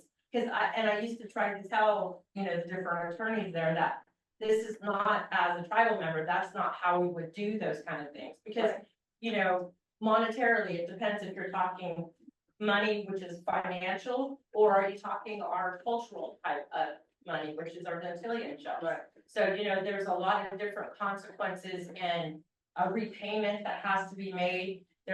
When you really get down into it, if you want the state to really understand how tribal communities live and communicate and are a community, because we're all family.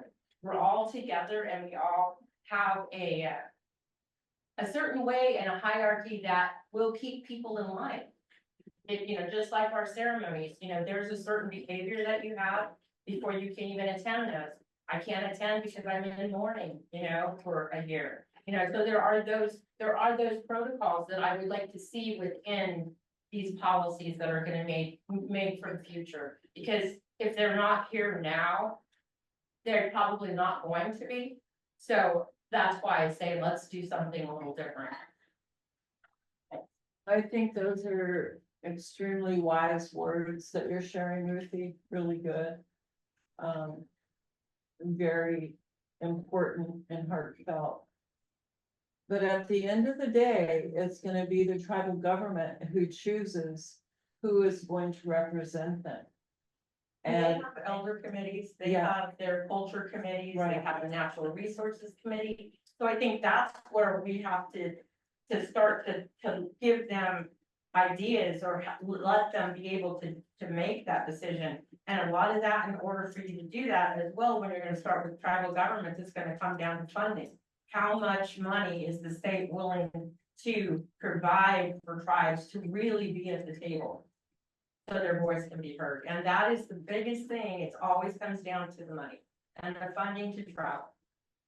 Well, we have no money. That's what they always say, right? It's always the story. I can vouch for that. Fish and Game Commission, I don't even get paid except for a very meager subsistence, which is like pennies for what I do. But that's not why I'm here. The definition of subsistence harvest is personal. It's very personal for each tribe, for each tribal member, for each tribal person. And I hear what you're saying, and I want tribes to select the people that they think are best for this effort, because it's gonna take, and it can be more than one person. It can be a cultural leader, it can be the environmental manager, it can be whoever that tribe selects. But I think those conversations within that confidential space is where these kind of comments are super important.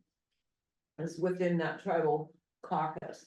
Yes, please. So I think one of the most important things that is missing is person-to-person contact. A lot of the tribes, me, myself included, we, like you say, we talk just a little louder. We receive, oh no, it's okay, I always forget. We receive so many notices for consultations, and it does get overwhelming at times.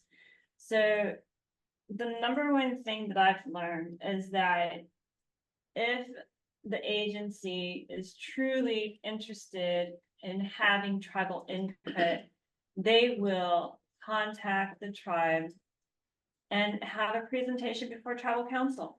And that means not just contacting the chair, it's contacting either the environmental person, or better yet, the administrative secretary or executive secretary, and get your name on the docket, get your name in there and have your presentation. I mean, because that is the way that things do happen in the tribes, because then they see that you're serious and you care. And that's what, and you cannot mistake your bodily language, your facial expressions, the tone of your voice in a meeting. You can't mistake sincerity unless you have a good actor who's giving you a presentation, you know? So the best thing is person to person, and understandably, it's really hard because you guys are limited in numbers, and we have a lot of tribes. We have a lot of tribes. And many times you're lucky if tribal council meets every week. Our tribal council meets every week. One is for the Rancheria side, one meeting, and the other meeting is for the casino side.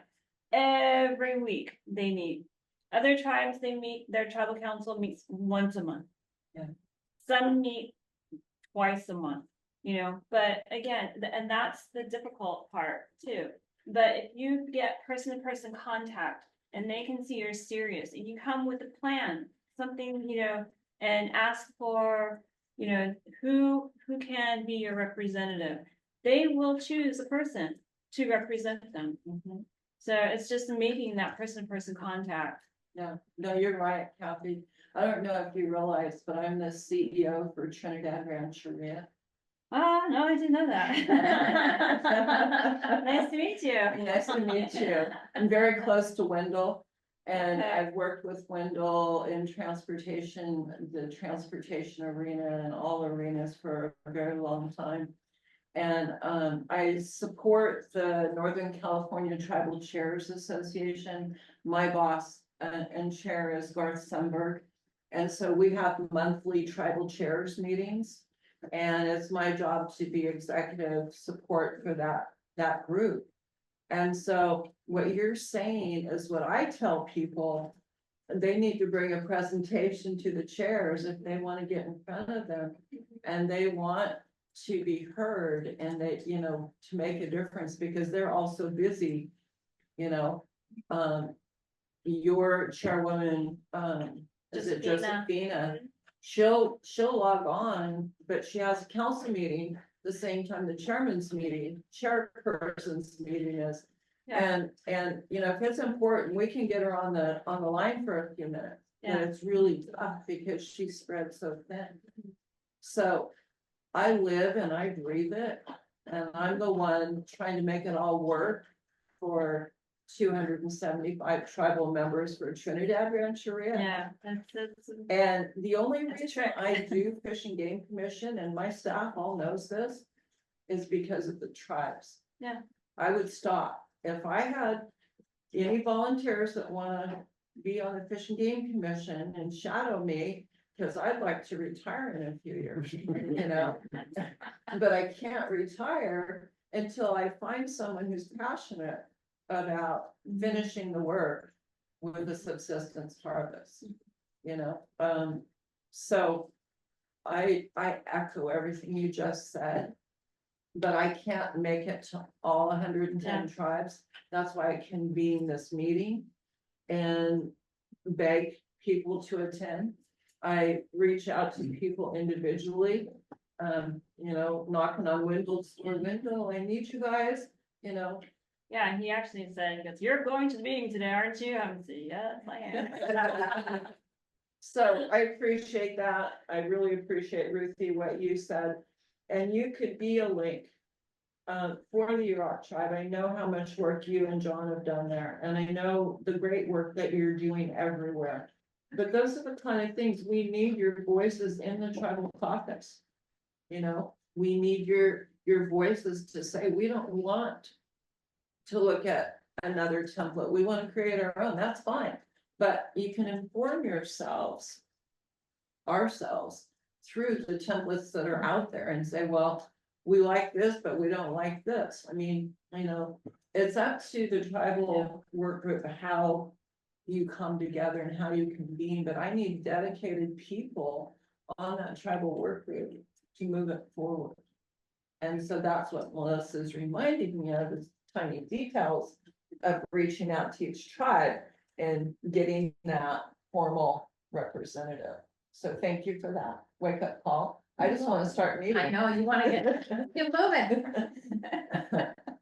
All right, so we know what we need to do. We need to work on a Dear Tribal Leader letter and go into the goals of the subsistence harvest work group and ask for official representation. Once that letter goes out, then I can do the one-on-one. Then, you know, and I do. There's 3 chairmen's associations in California, Southern, Central and Northern chairs, and it's a really good way to get information out at a chairman's level. But a lot of times it's at the manager or the director level that we don't have the information. You know, we've got chairs information, but we don't have the environmental leaders in the tribe. So I think with that, let's go ahead. Any other comments online before I move to the next item?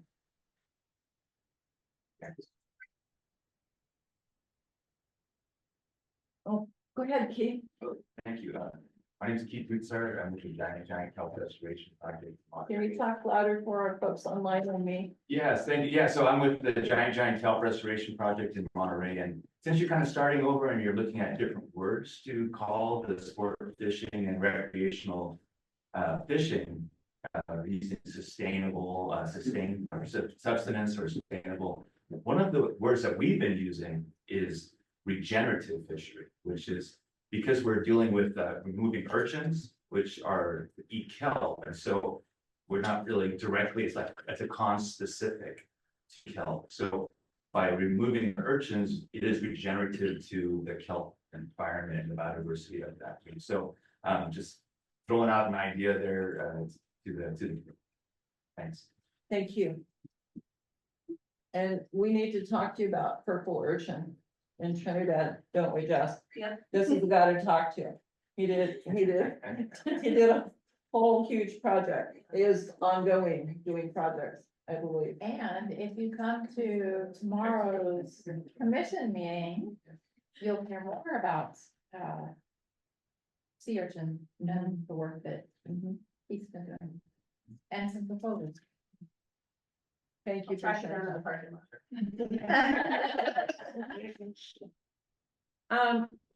How are we doing on time? Do we have time for a, pardon me? Yeah, 10-minute break with that?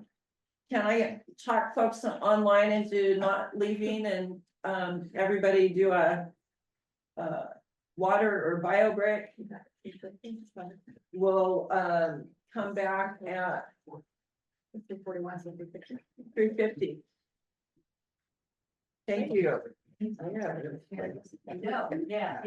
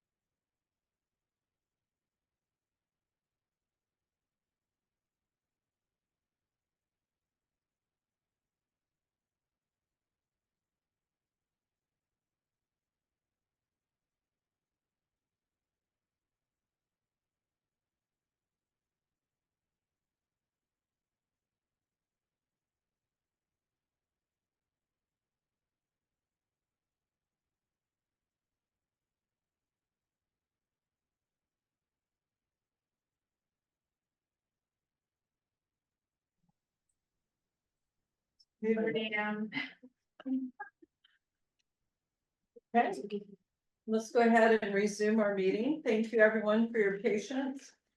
And let's just jump right into item number 5, and our staff lead will be Susan for Marine Protected Area Regulation Change Petition Evaluation Process. Thank you. Thanks, Jackie. So I'm going to just give a recap of where we're at in this process. The tribal committee, the last discussion at the tribal committee was in December of last year. And at that meeting, the committee we provided, or staff of the department provided an update on about the process that was coming up that month for the public to be able to submit any changes to marine protected areas in California, either change it to the MPA network through regulation change petition process, and what that process was going to look like, and how the commission was considering a basic approach to evaluating those petitions, kind of what standards they would be looking at. And so December was an opportunity for vetting those evaluation considerations through the tribal committee, and the commission did approve those at their December meeting the day following. So this is our first update in 8 months since then. And some things have happened, specifically 2 meetings of the Commission's Marine Resources Committee where this was an agenda topic. So I want to call your attention to materials that are in the meeting materials, their exhibits, and just give a quick orientation to those. Just basically, just to recap what this is anchored in. This is all related to the decadal management review, the first 10-year review of the full statewide network management program, which was completed in 2023 and the beginning of 2023. And coming out of that were 28 adaptive management recommendations and actions to prioritize for the next decade of the adaptive management cycle. And that included recommendations provided directly by tribes through a report delivered to the department to inform the review.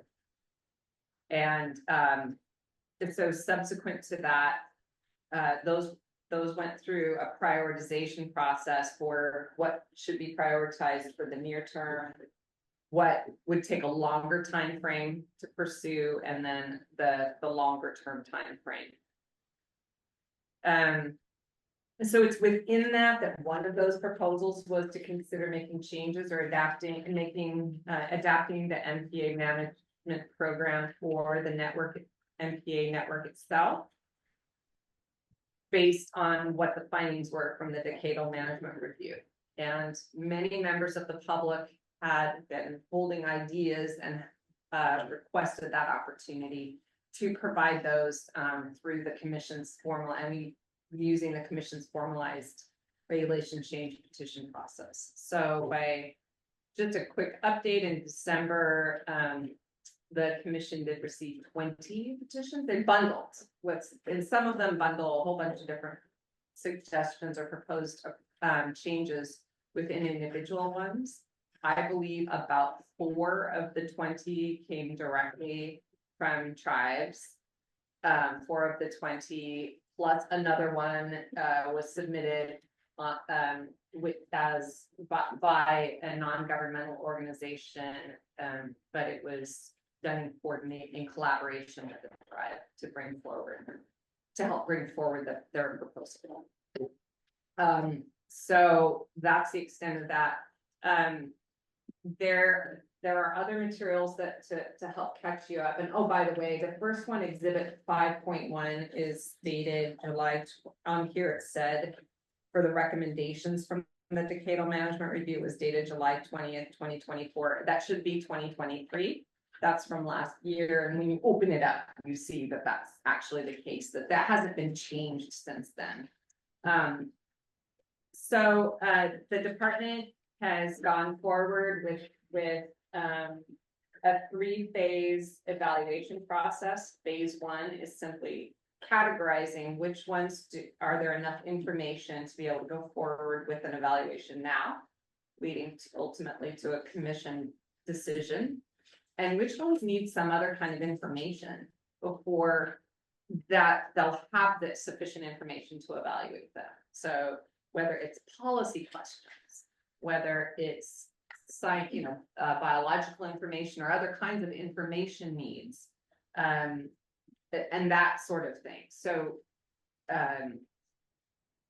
at the Marine Resources Committee meeting in July last month, the department presented its proposed sorting into that bin 1, ready for review and evaluation, bin 2, not quite ready yet. We need some information either from you commissioners or information that needs to be assembled that is like biological data or other things.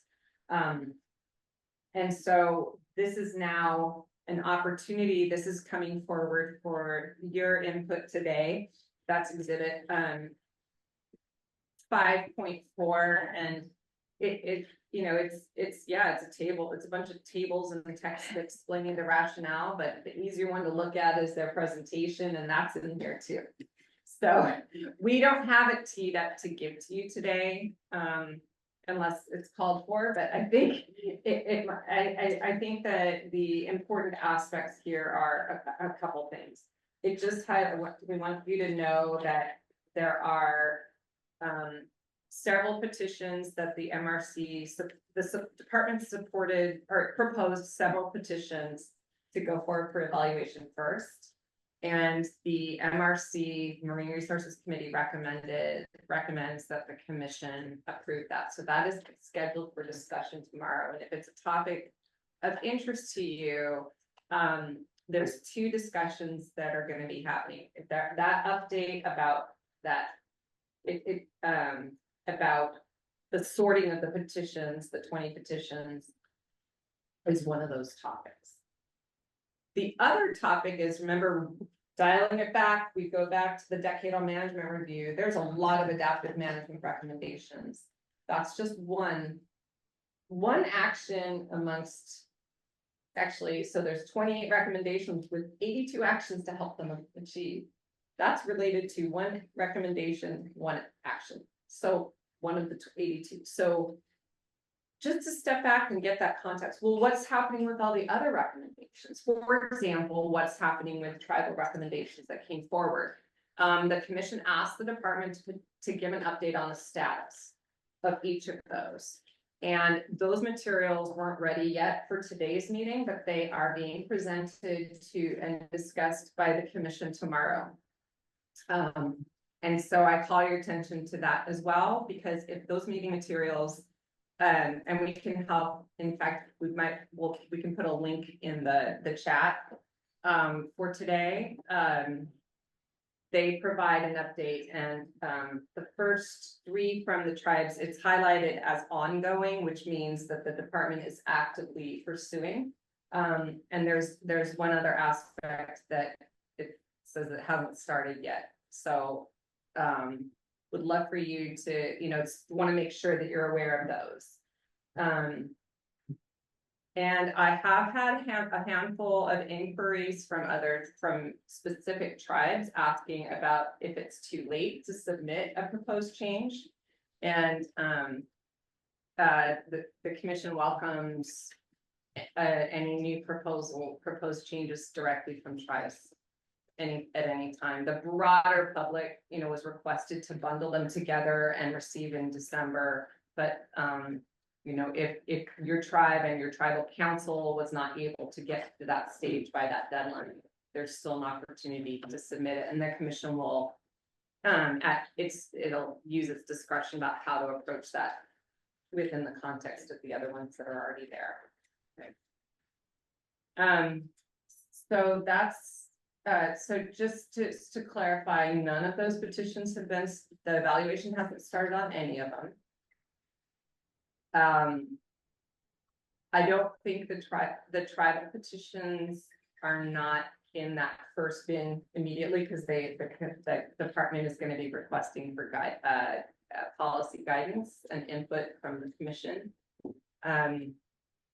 So when evaluations actually start in specific areas, then the department will ask to bring them, or we will ask the department to bring those evaluations to the tribal committee to bring forward those specific proposed changes to areas, whether it's to establish a new protected area, whether to change the regulations or the shape or boundary of an existing marine protected area, and provide that opportunity for your input. In addition, the department is in the process of, working with the department, and they're in the process of beginning to do outreach to tribes to give you an update, the individual tribes and tribal communities, an update on this process. And we're so happy Sam is here now, so he is going to be working with the Department Marine Region and with Sarah on that process. And that's the extent of my update, and to turn it back over to you, Madam Chair, for any leading discussion. Well, I don't know where to begin. I know, yes, I recognize that I just covered a large spectrum of information. Yeah, and I think that one of the, and Susan mentioned this, and one of the important things to note is that this is, per commission's direction, this is being led by the Marine Resources Committee. And to the extent that individual tribes or tribal communities have a keen interest in this particular subject and how it's evolving and helping to mold how it evolves, really encourage folks to get involved at the Marine Resources Committee. I think, what I was looking at is the adaptive management recommendations and actions to prioritize the next decade of the adaptive management cycle. And recommendations 1 through 3 were provided directly by tribes through a report delivered to CDFW to inform the review, and it's in an appendix. So, just to tell you what those 3 recommendations are: 1, improve state agencies' tribal engagement and relationship building efforts. That's what we were talking about, the tribal coordination, and then there's actions that follow that recommendation. Number 2, create a clear pathway to tribal MPA management, again, co-management. And then number 3, build tribal capacity to participate in MPA management activities. So I think it's just super important to go in and look at these adaptive management recommendations and actions. And this is available online, and it is available in the chat. Did I hear you say? We will put it, I'll put it in the chat as soon as I'm finished with. Okay. I think it's super important to take a look at it. Unless someone else has that. Unless someone else knows which ones to.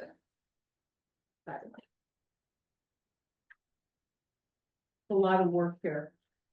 And there's, I think there's some specific petitions for change within MPAs by tribes. Yeah, correct. Yes. And I don't know where that list is right off the top of my head. It's probably in the meeting documents. But looking at, what are tribes asking to be changed?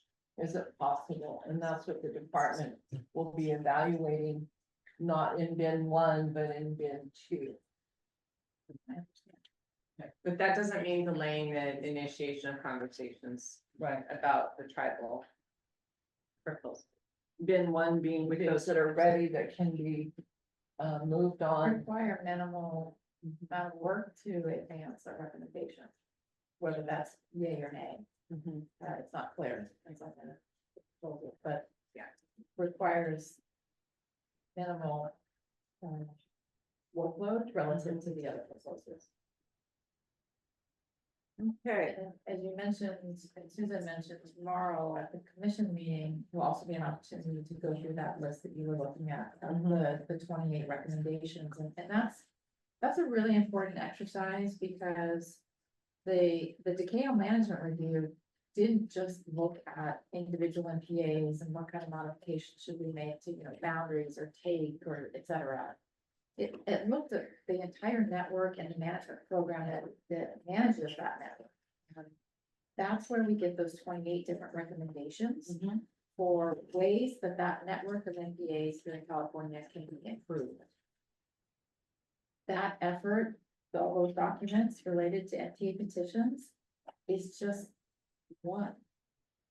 There's a lot of other stuff that could be done to help strengthen that network. And so the conversation tomorrow will be helpful in any direction from the commission on, well, on the direction, the recommendation by the commission to the department on what of those other 28 perhaps they might be dedicating a bit more time to, because we all have limited resources, and if we had unlimited resources, the department and we could tackle all of them at one time, and other partners, Ocean Protection Council and state parks, et cetera, and tribal and tribal communities partners. But we don't have unlimited resources, and we have lots of other demands on our time and our resources. And it seems like a conversation about where do we get the biggest bang for the buck, so to speak. I have a comment on this, actually, you did have regional tribal consultants. So I was the Northern California tribal consultant for the decadal management review. You had Southern California, you had Central California. And I think that is exactly how you have your 28 comment or your suggestions and recommendations there. But again, that was done through some funding through Strategic Earth. She went, Kelly Sates, the founder of Strategic Earth, worked with DDFW and OPC and others to obtain funding to get actual tribal members like myself to actually go out to the tribes to build those relationships and really start the conversation about the marine protected areas and anything that they would like to say in regards to the MPA process.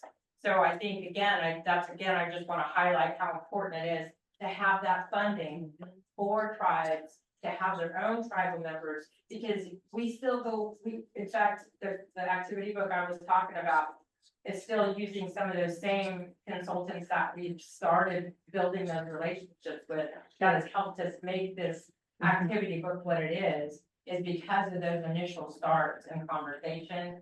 So I would like the tribal, commission to understand and really do look for those fundings and recommendations. Anything you can do to the state that really will project on how important it is to have those tribal members. We understand, our tribal representatives and our liaisons from the state, but when you actually have those tribal members that are from those communities, you're getting that connection to the community for ceremony, for other things. And I think it's a deeper understanding that people could bring to the table at the state level. Agree. One thing that I meant to bring up earlier under co-management is the Tribal Interior Budget Committee just met down at the Paula Reservation. And Chairman Buster Atterbury is a co-chair of, it's called TBEC. And he and Robert Smith, who's the chair of Paula. And I went to that meeting to testify for California transportation issues.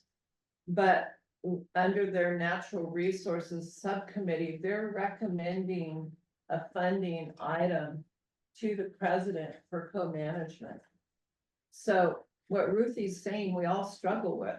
We struggle with how to fund our natural resource programs with, marine, climate, wind, all of the things. Go ahead. Find the people who break the law. That's where you get your funding from. I swear. I hear there's always never funding for this, never funding for that. We have a problem right now going on in, there's a developer who knowingly broke the law by building in a tribal village, an ancestral village. He knew what he was doing. He's a millionaire. He knew exactly, the fine is $10,000 to $20,000 per day. Fine him. Yeah. Fine him. The people who break the law in Nestle broke the law consistently. $10,000 a day over 20 years. Heck, man, get the money. Yeah. That's where you're gonna get the money. Yeah. Just fine them. FINE. Yes, fine. I think we need to put Kathy in charge of that. Yes, heck, yeah. But I was encouraged to see the Tribal Interior Budget Committee recommending to the secretary in the president's budget co-management, because, you know, we can enter into MOUs with Fish and Wildlife on co-management, but how are we gonna fund it? How are we gonna fund that work? And you know, I've got one person in marine resources right now after struggling for years and years. And she's overwhelmed with climate and with wind and with marine because, you know, we all have to wear so many hats. So I hear you, Ruthie, unfunded mandates, yep. Okay, let's go ahead and, I'm sorry. I just think another issue is that when people talk about funding for projects, usually their projects are very expensive. There are sustainable projects out there, methods that are less expensive, and for some odd reason, those are pushed to the side. I don't understand why. I mean, offshore wind right now for the farm in Humboldt Bay is predicted to be at least $10 billion, 5 billion offshore, 5 billion onshore.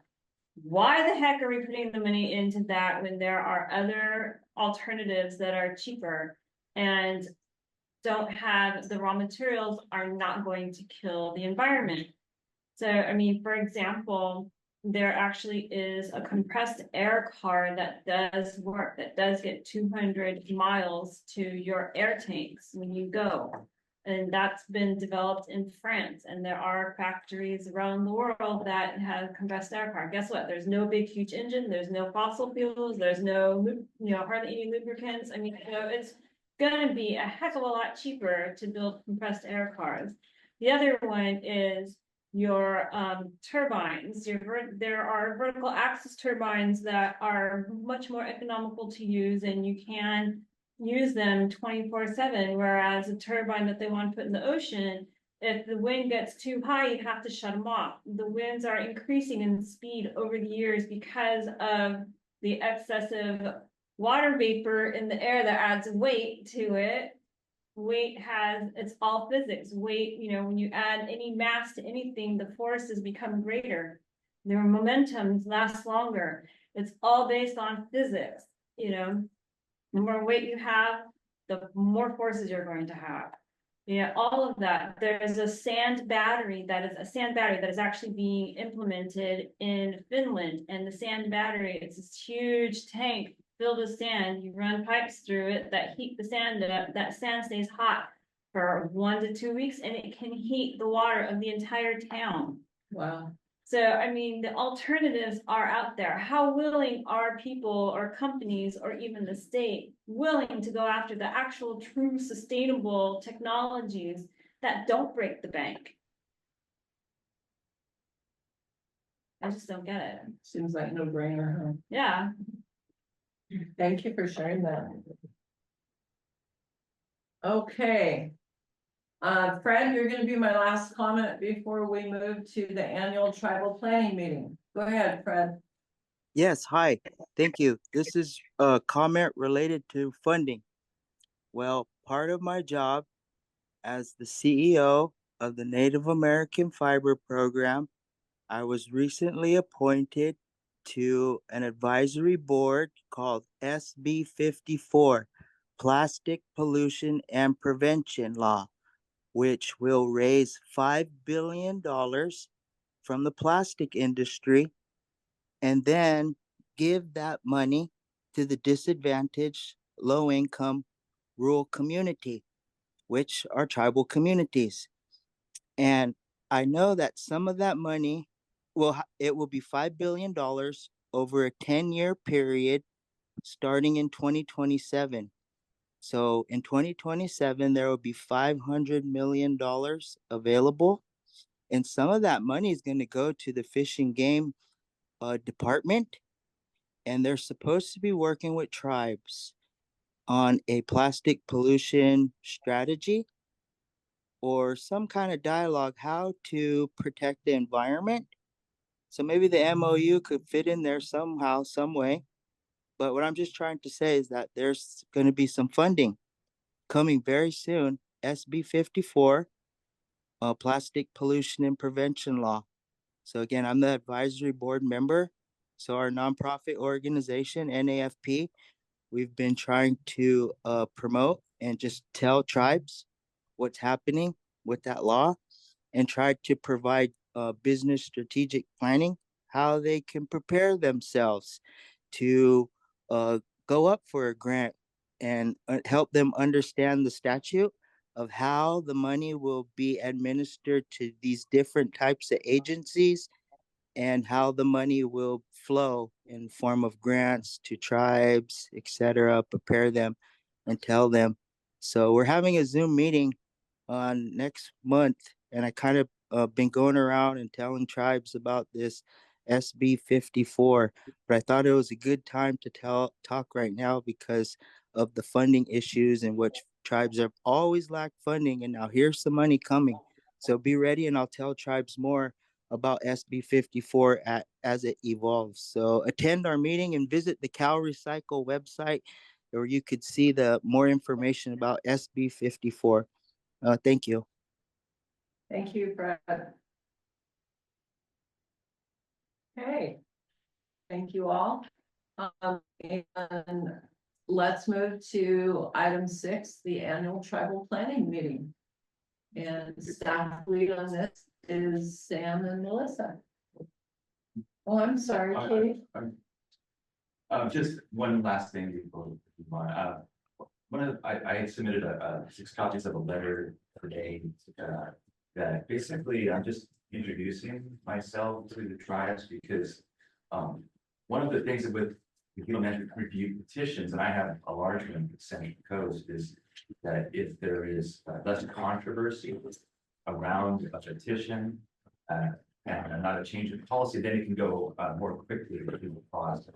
So it would be good to engage with the tribes from my perspective, and also for the tribes to engage with our community in advancing these petitions and building and talk about it. Let's have a little bit of a discussion about it and how can we make our petition better by having tribal influence or hear what we want to say. Like I'm proposing a new state marine reserve in Monterey, and so that now falls under what you had just said earlier today, that how do we name these things and not even for dead people and things like that. So I just wanted to kind of offer my help too with some of the petitions, like things you're doing here with restoring habitat and moving purple urchins. We have a lot of things that we've learned over time, and we want to be able to contribute. And most I'm just here to listen and to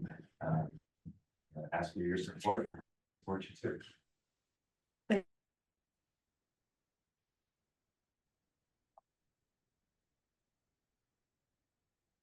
I'll read this and get back to you. Yep. Okay. So back to Melissa and Sam. We're on item 6, annual tribal planning meeting. Sounds good. I can try to give the context I know and feel free to fill in the blanks if I miss anything. So as part of the tribal consultation policy, the commission holds an annual meeting with California's tribes and tribal communities to discuss priorities and areas for collaboration. My understanding is there hasn't been one since July 2022. This topic's kind of looking for when to hold one next. With the note that this is a meeting that is hosted by the commission with the tribal meeting. So we would plan to have a message to tribes and tribal communities to identify priorities for discussion and potential collaboration, and provide, that opportunity to provide agenda items for this topic. which can be here during this meeting and when we send out that message as well. So that's kind of the context I have. Melissa, if you have other things you want to know, please feel free to jump in too. Just to add that, again, this is another thing we haven't done in a while, and we'd really like to get that scheduled, and time that's gonna work, obviously, for you, Commissioner Ferguson, but also our tract and travel communities as well.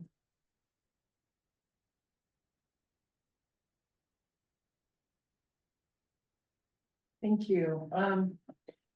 The annual tribal planning meeting has really been powerful in the past.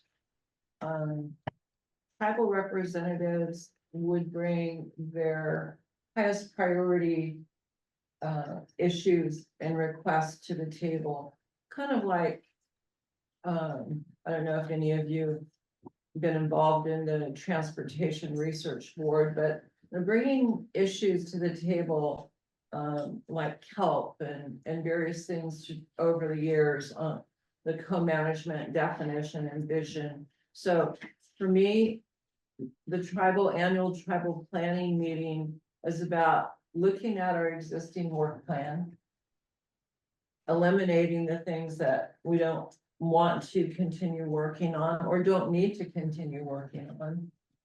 Maybe we don't want to change it, maybe we do, but having that roundtable discussion about the importance of each of the work items on that work plan. I mean, we want to make sure that we're addressing tribal needs. It doesn't help the commission if we say, okay, well, we think these 10 things are the things tribes need to talk about. We want tribes to inform that agenda of what they would like to talk about at the planning meetings. So I'll just add that to the mix. And I think before the meeting's over, we're gonna go over our existing work plan briefly. And so, poor Sam's already behind by 2 years because we haven't had a tribal advisor to do the work, and Melissa's done a great job of keeping up and her staff keeping up with notes, but we've really been delayed by not having a tribal advisor. So we keep saying, we're so glad you're here. And I know it's scary because you've got a list that's, a mile long already. yeah, looming large. So any comments or questions or thoughts about the annual tribal planning meeting?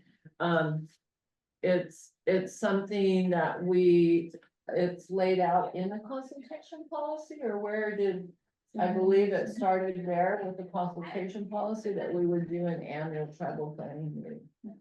And we, as the notes say, we have not been able to do it in 2023 or 24. The other really important piece, and Sam mentioned it briefly, is that part of it is reviewing the commission's existing work plan, but also, and this is where the tribal assistance worker partially arose, is where are those areas where there's opportunities for collaboration? The tribal co-management definition, the co-management vision statement, again, came out of the annual tribal planning. It was huge.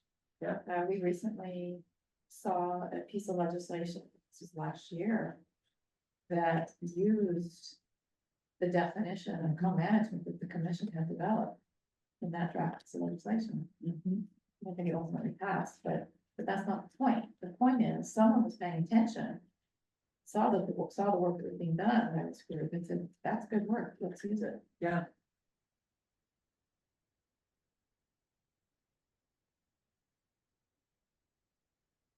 So it's another to do getting our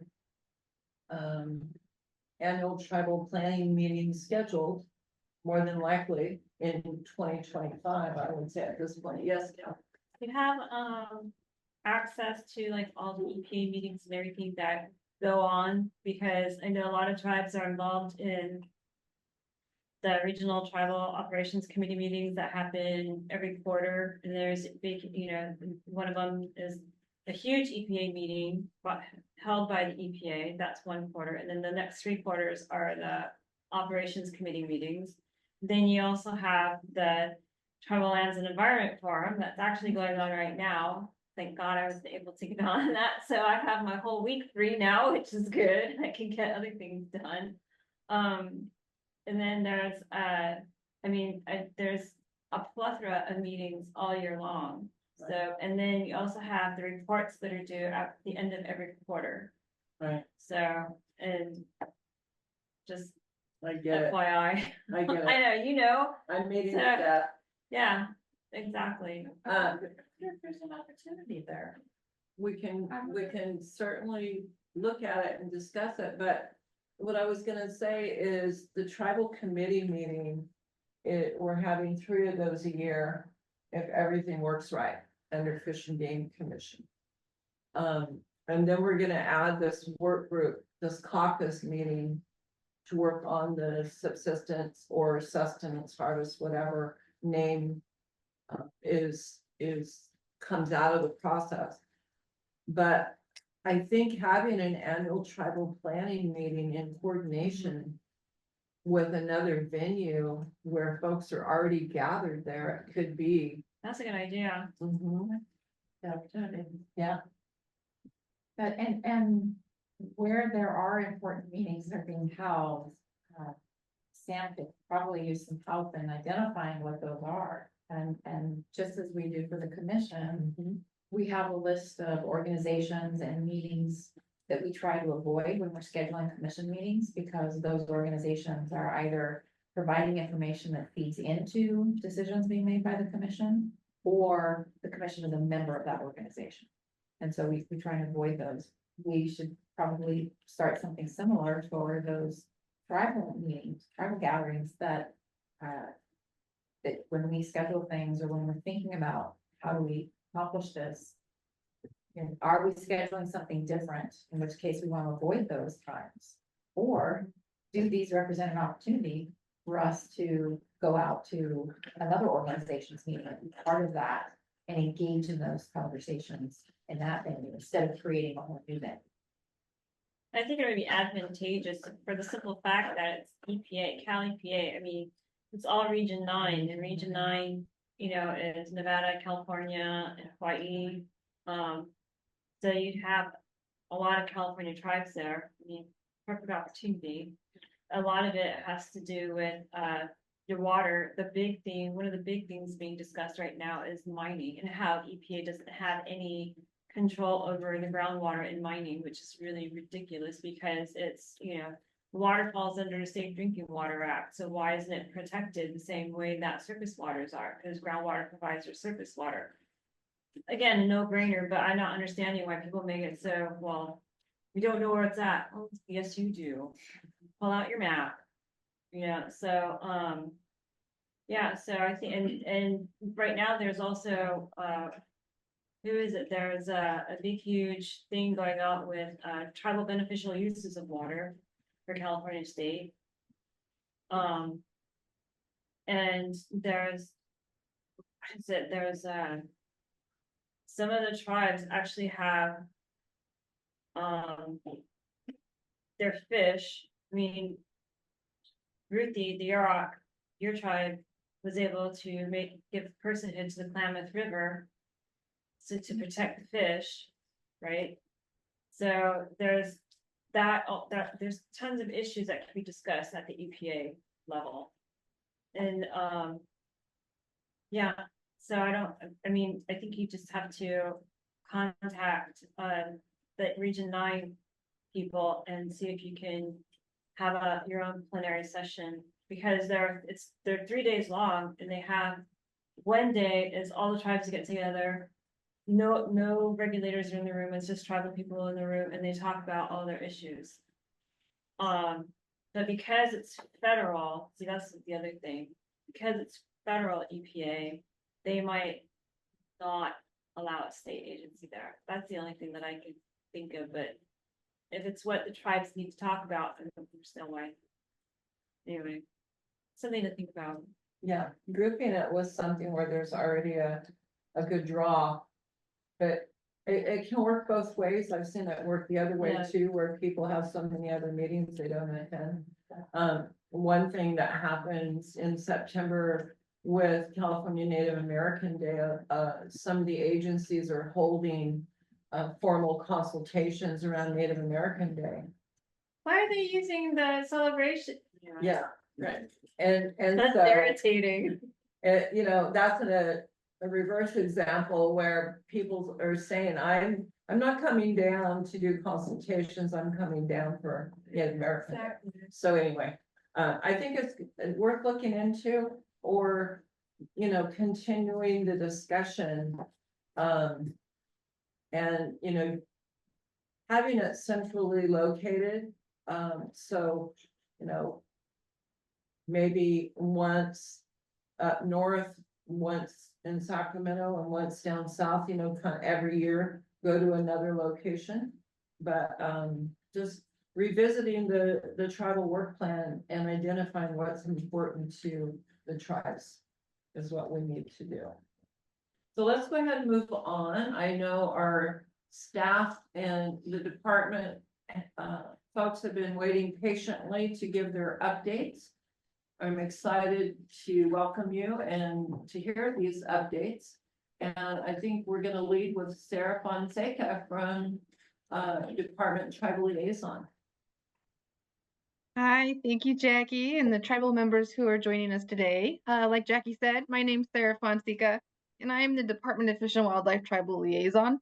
I just have a couple of items that I want to share before handing it off to my colleagues to provide their own program updates. Just so you know, all of my items that I'm going to mention have been included in the media materials with more details, and it's under item 7.1. Also, just to note that any of my items or those mentioned by the CDFW staff, you can reach out to me directly and I can help assist you in connecting you with staff or scheduling a separate meeting or consultation if you do want further information once they bring those up. That email is tribal.liaison@wildlife.ca.gov. So one of my updates I want to provide is for the Western Joshua Tree Conservation Act implementation. There has been engagement with culturally affiliated tribes since the late 2023 year on the conservation plan. That engagement is for opportunities including developing approaches for implementation, planning and application of feasible co-management strategies, and exploring ways to gather culturally significant data. Some important dates for the Western Joshua Tree Conservation Plan include November of this year. They're going to submit a draft plan to the commission with hopes of having a public review of the draft plan starting around January of 2025. A CDFW presentation to the commission February, so ending after the public review period. And I have to mention that there is a typo in the meeting materials. It says 2024, but it should be 2025.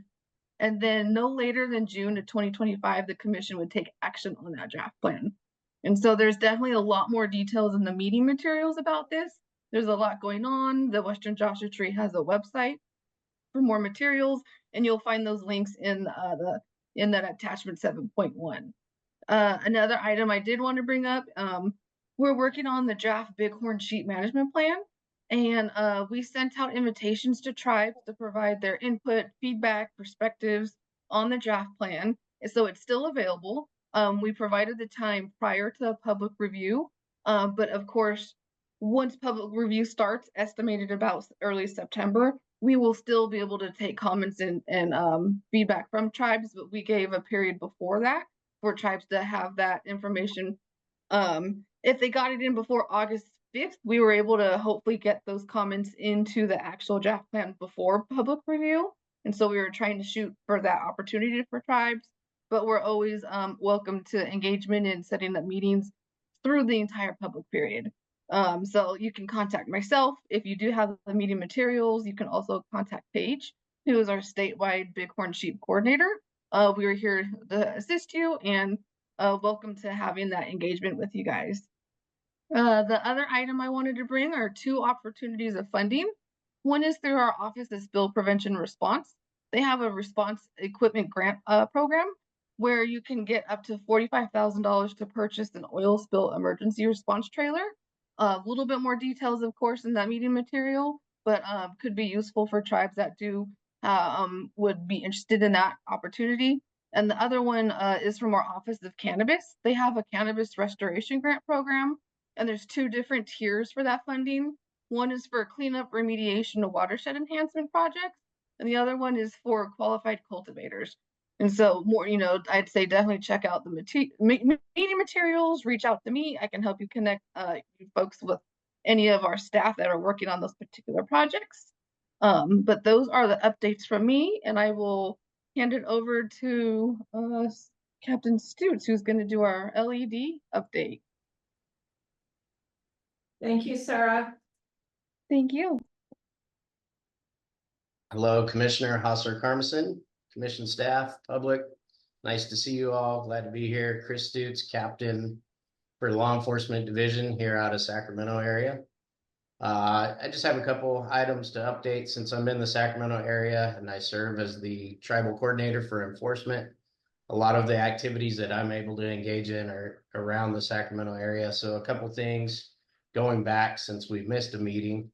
I had an update, so this is a little stale, but I went to the Wilton Rancheria hosted a Missing Murdered Indigenous Peoples Summit. It was the 2nd annual at the convention center downtown. I was able to attend that, make some contacts in that space, and able to bring that back to the chief of enforcement, who has tasked me with trying to continue to gather more information and get the law enforcement division's participation out there in that space and be more involved in that subject.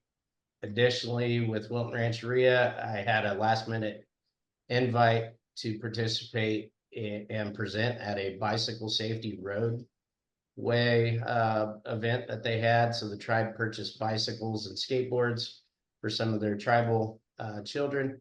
And myself, along with CAL FIRE and Elk Grove PD, came and hosted a little seminar day where we talked about bicycle safety, roadway safety, and set up a obstacle course that the kids got to do in the parking lot. And then lastly, and Sarah, you can go back to on this one because she actually made it to the event and I did not, but I'll highlight that 2 of our officers, one local to the Clear Lake area and one of our lieutenants who's part of our recruitment unit, attended the Tule Boat Festival in Lake County just a few weeks ago. I heard it went well. We had a booth there and had a lot of engagement. That's all I have. But again, Sarah, maybe you could touch on the Tule Boat Festival. No, it was a great event. We were invited to. We had some staff that attended and were invited last year, and so I think that was our first introduction to the event.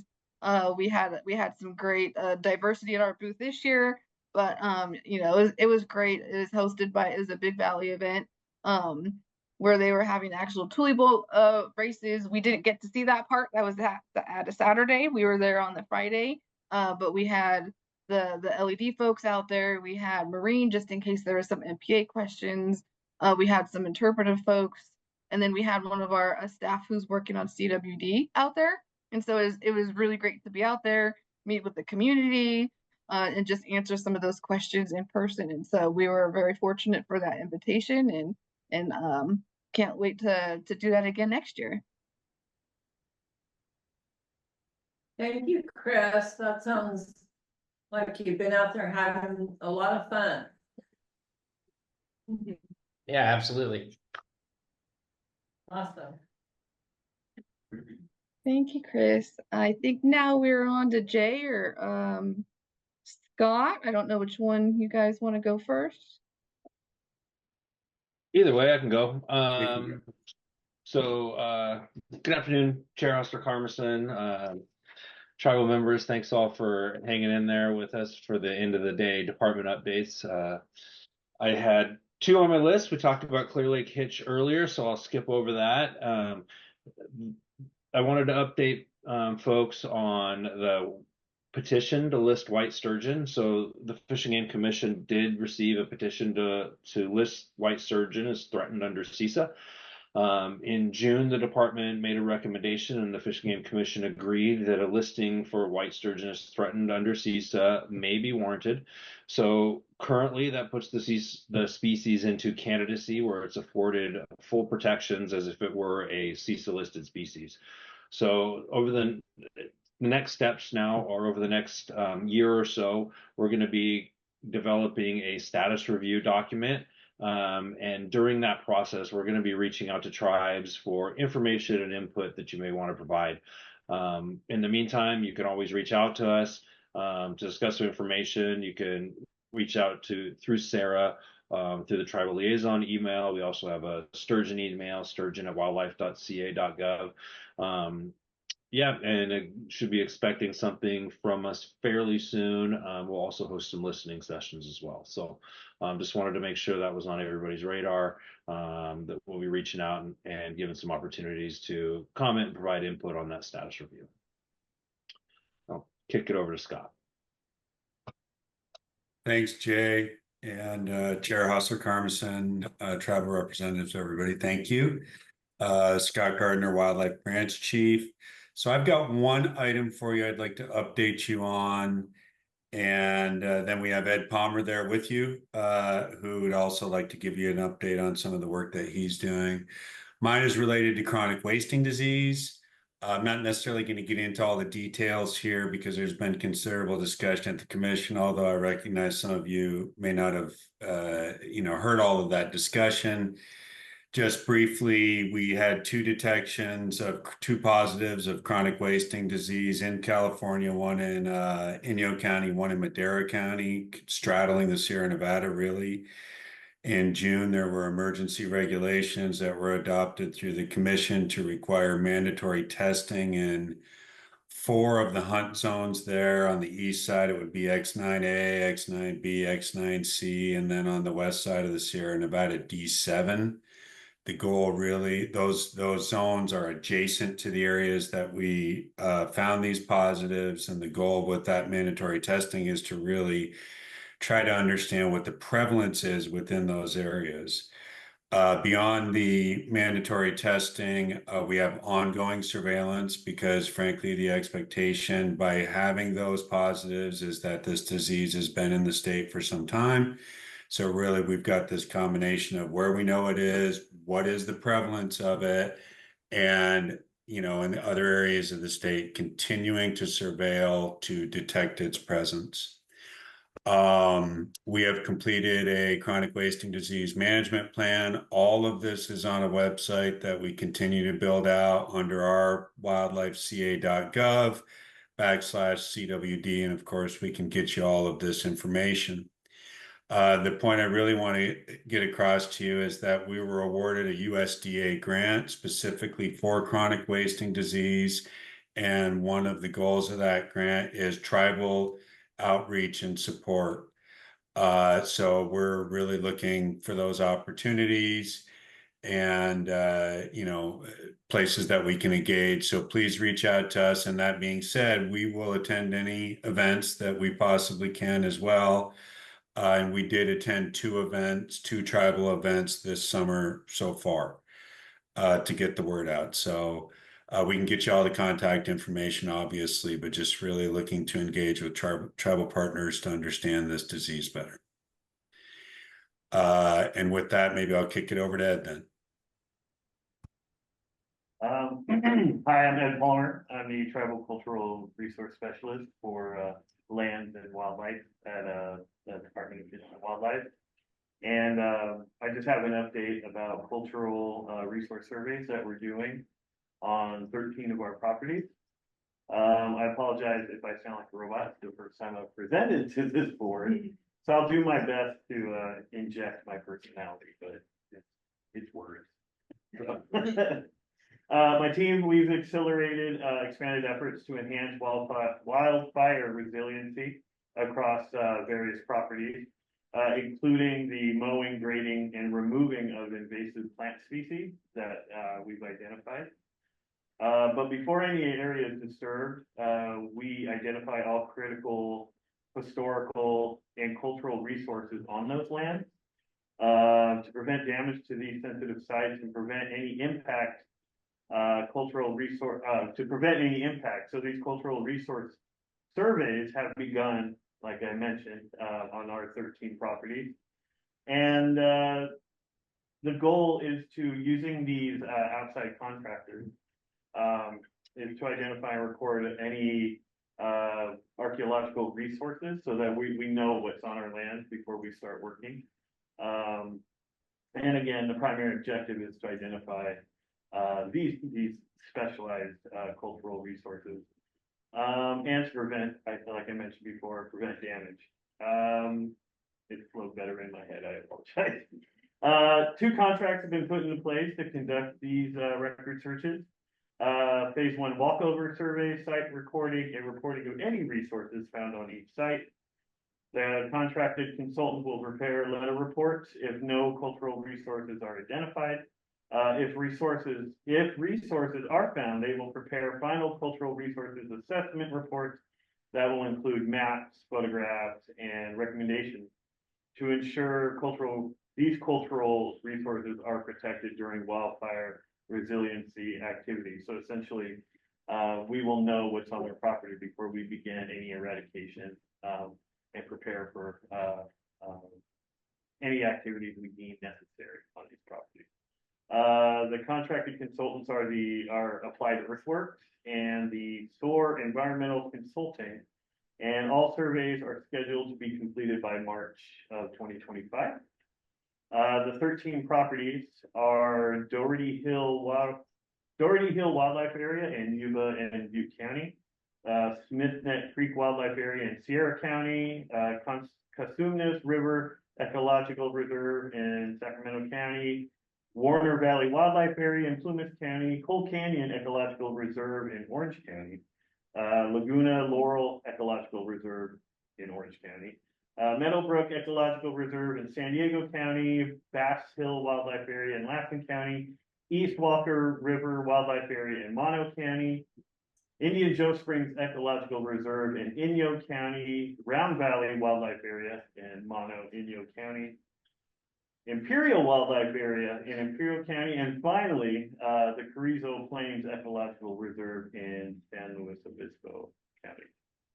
If you have any questions in regards to these surveys, you're welcome to reach out to myself, but Michelle Selman would have more information through Sarah Fonseca if there's any tribal implication. Yeah, it didn't explode. That was great. Thank you, Ed. Good job. Good job. You've been busy. Huh? You've been busy. I have. Thank you, Ed. Thanks. Yes, thank you, Ed. And then last but not least, I know Craig had to leave early, but I'd like to introduce Samara Maxey, who is our Marine Region Tribal Coordinator, to provide the Marine update.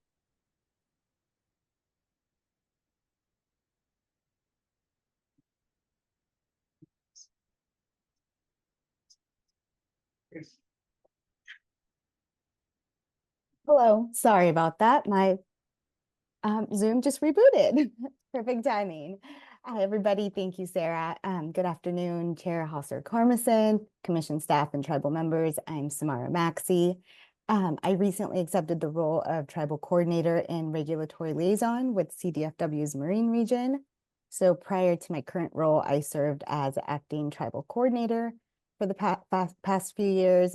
So I'm very excited to officially take on the formal duties and be able to engage with you more regularly. And just want to do a sound check really quick, make sure that you can hear me okay. Okay, perfect. Yeah.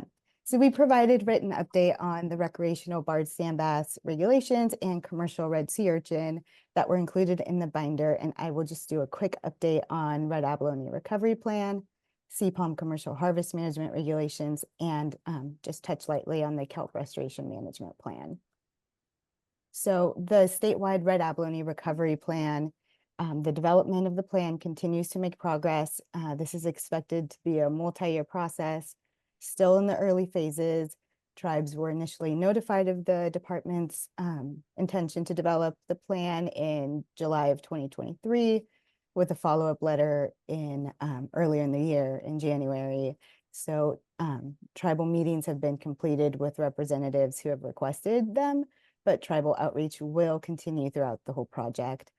We are finalizing membership of the community working group and technical advisory committee.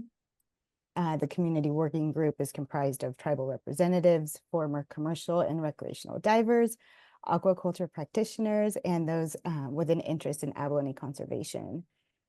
So this group will serve more as a think tank to help develop goals, objectives, and strategies for monitoring the abalone recovery.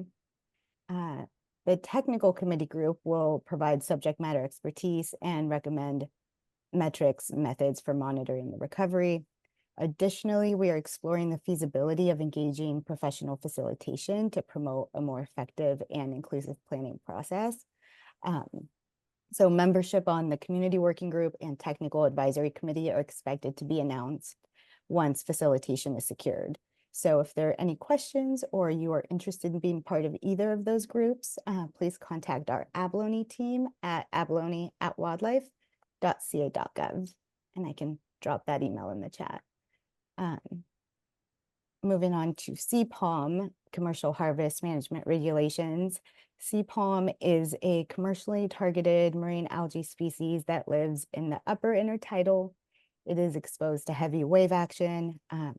Recreational take is currently prohibited, but existing regulations allow commercial palm harvest for human consumption.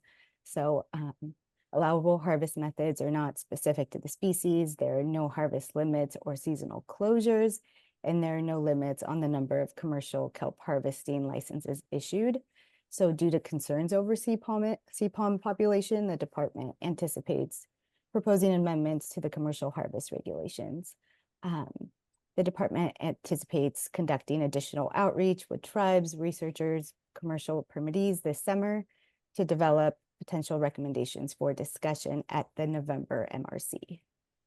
And if you have additional questions on that, please contact our kelp team at kelp@wildlife.ca.gov.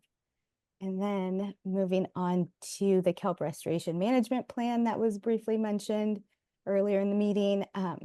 The department, in close collaboration with Ocean Protection Council and other partners, continues to develop the statewide adaptive ecosystem-based kelp restoration management plan. There have been a few meetings. In June of 2023, a roundtable was held virtually to support the discussion, gather initial feedback on the process, and then in July of 2024, the department held a tribal community forum in collaboration with the community working groups, tribal representatives, where tribal members, representatives, and organizations came together to discuss tribal priorities and considerations. Again, this is going to be a long-term project. So if you have any questions or you would like to be a part of it, please let us know, and we will continue tribal outreach throughout the process. That's all. Thank you so much.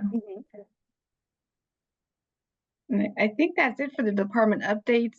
Jackie, if you had any questions or if anyone had questions, if not, like there's plenty of emails that were just thrown out, or, you can reach out to me and let me know what it is and I can easily connect you all. The tribal.liaison@wildlife.ca.gov. Wonderful. Thank you so much, Sarah. Any questions in the room or online before we let these wonderful people off the hook? I actually have 2 questions. So for the chronic wasting disease, is there any research being done on that? Because I understand that the prion, because I want to do a research project with cultural burning or burning, because the prion can be destroyed if you heat the soil up to I think 900 degrees Fahrenheit. And my idea is to burn in areas that I don't know, well, they have deer population obviously, but when the deer aren't there, you want to burn it. And then I don't know how you make sure that the temperature rises up to 900 degrees. And then add some type of composting material, you know, extra leaves or something like that to refurbish the soil. So, I mean, does that sound like a, so I know that some people in it's state parks that are interested in it. That's a good question. I'd have to hook you up with some experts to have that conversation. And, it speaks to this, what you're correct about is that these prions just persist in the soil, frankly, for decades. I don't know the answer to that, but I can certainly find you some folks to have a conversation with.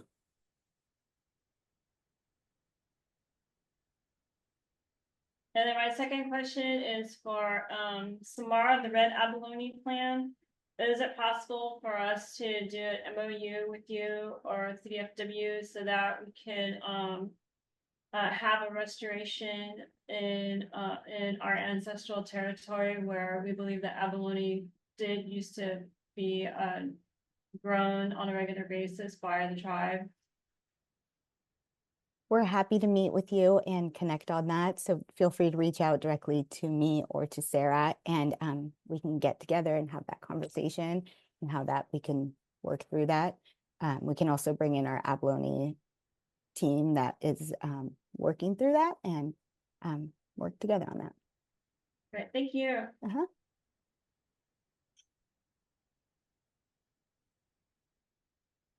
Right, well, thank you, everyone. Let's go ahead and move on to item B. With the There's a hand raised. Ruth. Oh, hi, Ruth. Sorry about that.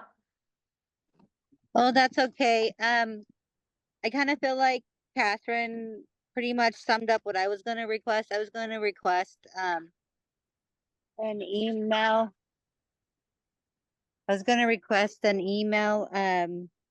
With information regarding like the meet times, like how often these teams meet. In my department, I do a lot of work with the community, and there's always community members that are interested in those types of boards and committees. So, yeah, if you can pass that information on to Catherine and she can, connect me into it, that way I can, support those teams.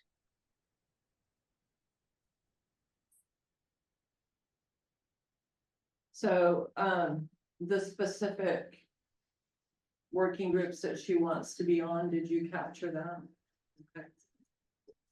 I'm thinking it's probably the red abalone, maybe even the kelp, with what Samara mentioned as those community groups. Ruth, is that correct? It's all of them. Honestly, I work in the woods. I will work on the beaches. I work on the rivers. So I have my hands everywhere. And I have certain people who come along with me to these certain activities that I do. So any information that you guys need support in or need feedback from, I would love to support you guys in whatever it is you guys are doing. Thank you. We'll definitely get you on our list and reach out and connect. Thank you, Ruth. Thank you, Sarah. You're very welcome. Okay, I think we're ready to move on to the Wildlife Resources Committee, and our staff lead is Ari. Hey, thank you. So the commission has 3 committees. This one, the Tribal Committee, also the Marine Resources Committee, or MRC, and the Wildlife Resources Committee, WRC. We welcome participation in any or all of these these committees that provide advice and recommendations to the full commission. A number of items that aren't necessarily discussed in the Tribal Committee are discussed in the other 2 committees. So we want to provide you just an overview of the topics that we're slated to discuss in upcoming meetings. In case any of these are of interest to you, and then you're welcome to participate in those meetings. The next Wildlife Resources Committee, WRC, is scheduled currently for September 12th. We will be just having discussions and potential recommendations on a number of our annual and periodic regulations. These are things that we go over and talk about every year. So that includes upland resident game bird hunting, mammal hunting, waterfowl. Did you want to pull up the work plan? So people online see it? I mean, Can somebody, the staff has it ready to go. if it's ready? Great, there we go. Can we forward it? It's very fun. Okay. Great, perfect. So that includes upland resident game bird hunting, mammal hunting, waterfowl hunting, Central Valley sport fishing, and Klamath River Basin sport fishing. Those are all slated for discussion and potential recommendations. And then we'll be discussing inland sport fishing, and this will be just initial vetting, so initial ideas and opening ideas for a later recommendation. Probably at the next meeting, the next January. We will also be continuing a discussion on the take of non-game mammals. This is a subject which been talking about for several meetings, having to do with the take of non-game mammals and several non-game species. And also having a further discussion and a potential recommendation on waterfowl hunting in Southampton Bay. The committee and commission are interested in some potential special regulations in that area. That was the subject of a petition a little while ago. And so that's the subject. It's a pretty light subject as far as number of topics, but I expect a few of these to last a while and have some in-depth discussion. So it's slated to be a pretty interesting and in-depth meeting. So all of you are invited. You can attend in person. It's slated for Sacramento. Or you can join on Zoom as with all our meetings. And with that, I'll turn it over to Susan to discuss the MRC. Thanks, Ari. And so you can pull up the MRC work plan. You thought the other one looked small, this one's coming. So why don't you zoom in quite a bit? We don't have to see the whole thing at one time. Plus. Enhance. Okay, as you can see, as you know, the ocean environment has a lot of complexity, and the reason the Marine Resources Committee has a lot more topics on it is because under state law, the commission has a unique responsibility and authority related to the marine environment. They're charged with adopting fishery management plans. And also they have adopted a master plan for fisheries and which has the overarching policy guidance and direction.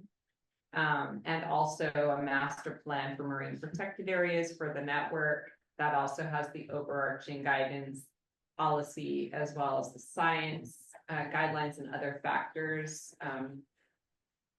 Many of you have participated in one or both of those. So that's why, and they also have a role in marine aquaculture. So with that said, the work plan does cover many of the topics that you've just heard an update on. So you have just heard from Samara Maxey the same update that the Marine Resources Committee met in July. So you just heard a report out on a few of the marine topics that are the same that the Marine Resources Committee heard related to the red abalone recovery plan statewide. You already heard from us about our summary about the marine protected area network decadal implementing management recommendations from the decadal management review and the NPA petitions, sea palm, as well as barred sand bass. And I do want to note that the next committee, Marine Resources Committee meeting is in November. And so at that meeting, there will be more in-depth discussion of the sea palm topic. Sea palm harvest, and instilling new commercial sea palm harvest, management measures and restrictions. As well as the recreational barred sand bass fishery.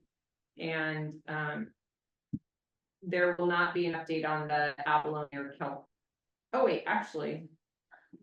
No, that's it. So, those are the two that will also hear an update. With more fleshed out management proposals, hopefully from the department. I do want to call your attention to a topic that I know is of interest, and it's related to red abalone.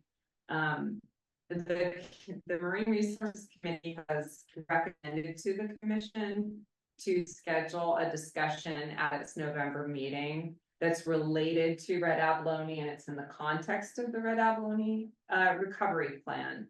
And it has to do with, it's a statewide plan. So even though the Northern California and Northern and Central California stock is quite different from the Southern California abalone stocks, it is a statewide plan, and there is a proposal from some former commercial abalone divers that previously harvested at San Miguel Island in the Northern Channel Islands, to do an experimental fishery in that area. And so the Fish and Game Commission at the lab in June discussed about, does that make sense to allow something like that, to allow some even small amount of harvest for commercial or recreational purposes? Those are the two categories that they discussed. They did not talk about tribal harvest, but the question was, is there a risk tolerance the commission is willing to accept for reopening any red abalone fishery harvest? And so this might be, if the commission supports that, this might be a good topic for the next committee, because clearly we have, you have shared perspectives across many years to us, and would value broadening that conversation. And so yes, I would love to hear any input. If at your pleasure, I think you would like to hear input on what a discussion like that might shape up to be in this arena. Right now? Or, okay, yeah. Go ahead. I think there's too much of an opportunity for poaching. If you do that, I don't think the populations have increased enough to even try anything like that. So you're saying it's too high a risk? I think it's too high a risk to do that. Not unless, I mean, and that's, so the reason why, I learned a long time ago, the reason why the abalone are endangered is because of withering foot, right? And so a lot of people don't understand is how it actually came to be. So there used to be an onshore abalone farm, and there was a big, huge flood, and a lot of the water in the tanks that had the bacteria was washed out into the ocean. And that's how they got the bacteria. And so if there's any, I mean, it's just like the cold, right? The bacteria are with the abalone, and if they have a stressor, that's where they get sick and they can't recover. And that's how they get the withering foot. Because it's from that bacteria. And with all of the changes going on with the ocean, the shallower waters warming up. Of course, if you want to do it in deeper waters, still I would say no, because they actually, that's a healthier population that would provide the eggs and everything for the survival of the populations in the shallower waters, right? Because the tide turns and so on and so forth. And if you open it up, people are going to be like, oh yeah, well, maybe we can, sneak out at night and go get them. Cause I mean, I used to scuba dive. And I know people, when abalone was, you could get it. The free divers easily go down 80 feet and they take their tanks first. They go spot them where they're at. And then they go back get their free diving gear and then they go down to get the really big ones. So, yeah. Thanks for sharing, Kathy. You've done a lot of work on red abalone, huh? Not a lot, it's No. just a little bit. You're But starting. Just starting, yeah, but I learned that when I did, my dive class was back at HSU. Okay. And that was where we learned about what happened to the abalone. Okay. You have to come dive Trinidad Harbor, see what you see. Oh, how did, Yeah. nice. Okay. Yeah, thank you, and you can, we have, I think, David, you can take down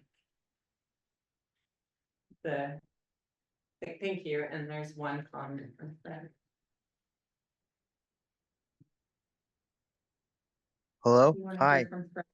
Yes, this is Fred from Big Valley, Como, and I wanted to just Hi, Fred. share, hi, a quick Indian story of why we should protect the abalone, because there's a lot of tribes that depend on that. That's our strongest medicine, but specifically the Rocky Boy tribe of Montana. To that tribe way out there, they've been using our abalone shell for a long time in their ceremony. It's one of the most sacred items to them is our red abalone shell.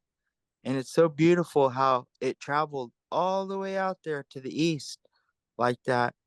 So I have a lot of friends from Rocky Boy and I give them the abalone shell and we share and we trade things all the time. And I tell them too, like how our abalone, the numbers are going down and they're really saddened by that. We're all saddened by that. So trying to preserve and trying to protect our abalone today, because the future, what will our ceremonies and our life be like, without the abalone? And that's kind of almost like a situation that we're facing now, that it's significantly on the decline without the kelp and then the purple sea urchin. We must do, and it's been in our culture for thousands of years. So it's this turning point for humanity that we really must address. How do we keep this red abalone going throughout native communities? So I'm just happy. I just want to share that story with everybody. That's all. Well, that's beautiful. Thank you. I have some friends that are from Rocky Boys, so I know folks out that way. Thank you, Fred. Okay. Are you good? Thank you. Yes, no, thank you, I'm great, thank you. Thank you. And so now we have Melissa with Justice, Equity, Diversity. And if you don't mind, I'll just roll right into the other items. Yeah. Following up, okay. So, several years ago, the commission directed staff to begin developing a justice, equity, diversity, and inclusion plan.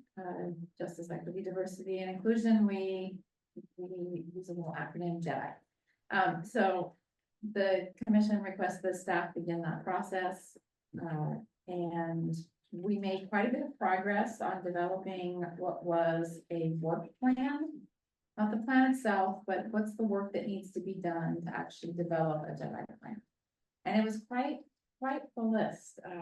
We had 10 different tasks, and then there were subtasks for each of those. So it was a lot of things that we needed to do in order to really produce a quality product for commission consideration. Before we actually started working on the plan itself, we came back to the commission with several drafts, iterations of that work plan. Commission approved the final plan version. And then we started implementing various pieces of it. And we quickly realized that we were a little overwhelmed.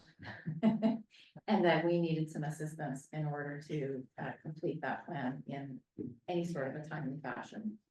So we secured the services with the assistance of our colleagues at the California Department of Fish and Wildlife. We secured the assistance of the contractor who is assisting us with developing the plan itself. We've had a little bit of a delay in recent months, again, relative to that vacancy rate that we were experiencing, that I referenced earlier today. And so we're a little bit behind, but we are going to pick up speed again and reconnect and get that process underway. And so you can expect in October to get a report out on that in more detail. Anyone who is interested in seeing the work plan and some of the initial pieces that were developed, things like some definitions and such, these items are posted to the commission website and are available there. Then under item 4, this is just a reminder for those who are not familiar with where information is available about the work that the commission is undertaking currently. Obviously, our website is a great place to start. We have included as an exhibit the commission's perpetual timetable for rulemakings. A lot of the work that the commission does ultimately results in a rulemaking of some sort, so changing regulations. Those are always captured in this document that's attached here. It's also attached in every commission meeting binder, and it's also on our commission website on the regulations page. So you always have access to it in multiple places. It can be a little confusing sometimes, and especially the first few times you look at it. But once you understand how the information is organized, it's actually a really great tool for looking ahead to what are the sorts of things that the commission will be working on in the next year. So I really encourage folks to take a look at that because that also helps you identify where are those key points where I might want to get engaged in conversation about a subject. Now, that being said, I also encourage everyone to first get on the mailing list for the committees, because before something goes to a rulemaking, it almost always comes to a committee first. And so if you really want to get involved from the beginning and really help shape what ultimately comes to the commission for potential action, the committees is where that majority of that work takes place. So would encourage, if you aren't already, to add yourself. Again, these are somewhere between 3 and 5 messages a year, depending on if it's the MRC or WRC or tribal committee. So it's not a lot of email, but it does help you stay updated on specific subjects that the commission is working on that may be of interest to you and or your tribe or tribal community. Also, in every commission need binder, there's agenda items related to regulation change petitions and to non-regulatory requests for action by the commission. The petitions for regulation change, there's also a link. We have a separate web page that lists out all of those petitions. You can go and see what folks are recommending or proposing for the commission to, the action the commission to take. But for the non-regs items, those are only available through the commission meeting materials. So 6 times a year, we have those commission meetings. Those binders and all those materials are always posted to the website on the meetings page. So that's a great place to go look. And again, that's related to requests that the public has made to the commission to take an action of some sort that's not specific to regulations. We did include a copy of the commission's meeting agenda for tomorrow and Thursday, August 14, 15. I will note that at the top of that agenda, there's reference to a field trip. We do have a field trip scheduled for tomorrow afternoon, late in the afternoon, probably meet around 3:30 or 4, not certain yet, but we'll get that information hopefully posted this evening or first thing tomorrow morning. And then we'll also print out a few copies for the meeting itself. But that is, the subject of that field trip is related to the offshore wind project that is being developed in Humboldt Bay. This is a subject that has been of interest to our commissioners, not necessarily because they have a direct involvement or actions that they'll be taking specific to that project, but indirectly. And most importantly, the commission recently adopted a coastal fishing communities policy. And offshore wind clearly has a huge impact on our coastal fishing communities. So this is an opportunity to learn more about this project, its potential impacts on the community, how those impacts are being addressed, and to hear from the community members who are being impacted and their perspective on how this project is moving forward. And what, if anything, the commission could or may do to assist in addressing some of those impacts. So it should be really interesting. Encourage anyone who's interested to come and join us. Again, we'll have that information posted to the website by tomorrow morning at the latest, and we'll have a few copies in the back of the room. Copies. What time is the field trip? What time is We're it? aiming for meeting at the Harbor District Office between 3:30 and 4. That's the goal. But it is entirely dependent upon what time we finish the commission, or what time the commission recesses. So if, for instance, the commission doesn't recess until 3:30, we're probably gonna get there at 4:15, right? So it's dependent on when we recess. But if we were to recess early for some reason, we won't get there before 3:30. Now I was thinking how much time it's going to be because I have to be somewhere at 6 o'clock. So I want to attend. Oh, well. You're welcome to call and we'll chat and tell you all about it. And speaking of which, we always are, I really take pride in the fact that our team, small but mighty team, is very accessible and open to engaging in dialogue or answering questions or helping you find information, etc. And so if at any point in time, there's something that you're not sure about, you want some questions answered, you want to better understand the process, whatever the case may be, please don't hesitate to send an email or give a call. And we'll certainly have someone return it and get back to you as quickly as possible and get those questions answered. It's true. Try to be. A very great team. Okay, thank you, Melissa. We are moving down to the tribal committee work plan. Yeah, if we're able to share that on the screen. Great.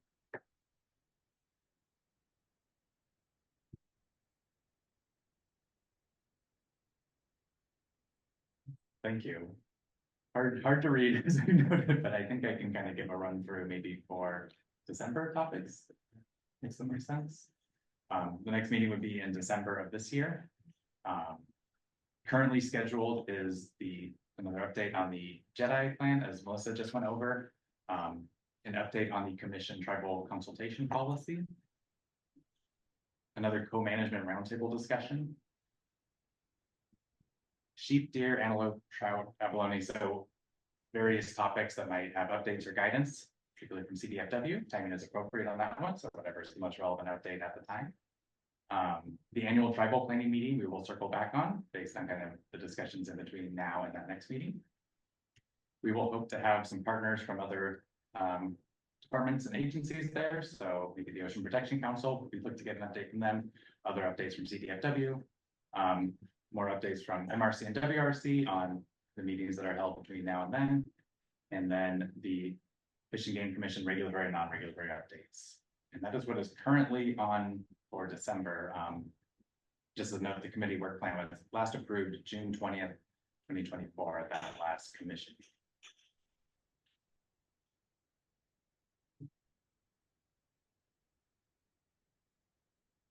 Thank you, Sam. Yeah. Any questions or comments? Lots on our list. Okay. So finally, last but not least, any general public comment for items not on the agenda? today? Yeah, just as a note, I think we've been over, some people are probably aware, but if you'd like to comment, on your general public comments for items not on the agenda and are on Zoom, please use the raise hand feature to raise your hands. And if you're on your phone, please press *9 on your phone once to raise your hand and alert us that you would like to speak.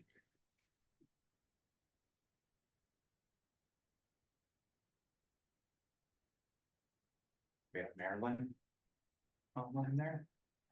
Hi, Marilyn, go ahead, please. Thank you. Can you hear me okay? Yes, nice and loud. Whoops, I can't hear you. You can hear me though? You're coming through very nicely. Ah, I'm unmuted.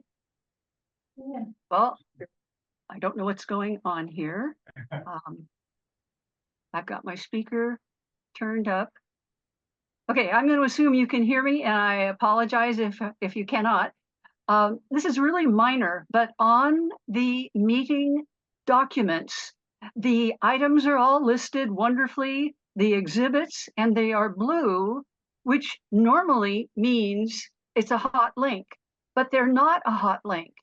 And many of them are not even, identified as exhibit. So when I, and I think others, try to quickly find the item, we cannot. We have to do a search for some of the words to get it. It's a minor thing, but if those could be hot links in the future, it would be a lot easier. Thank you. I hope you heard me. Thank you, Marilyn. We did. We did, and I know Marilyn can't hear us, but for those of you who are still on the line who can, that is our mistake apparently, because normally those are linked. Those are supposed to be live links to the document in the binder. So we will get that repaired and reposted ASAP.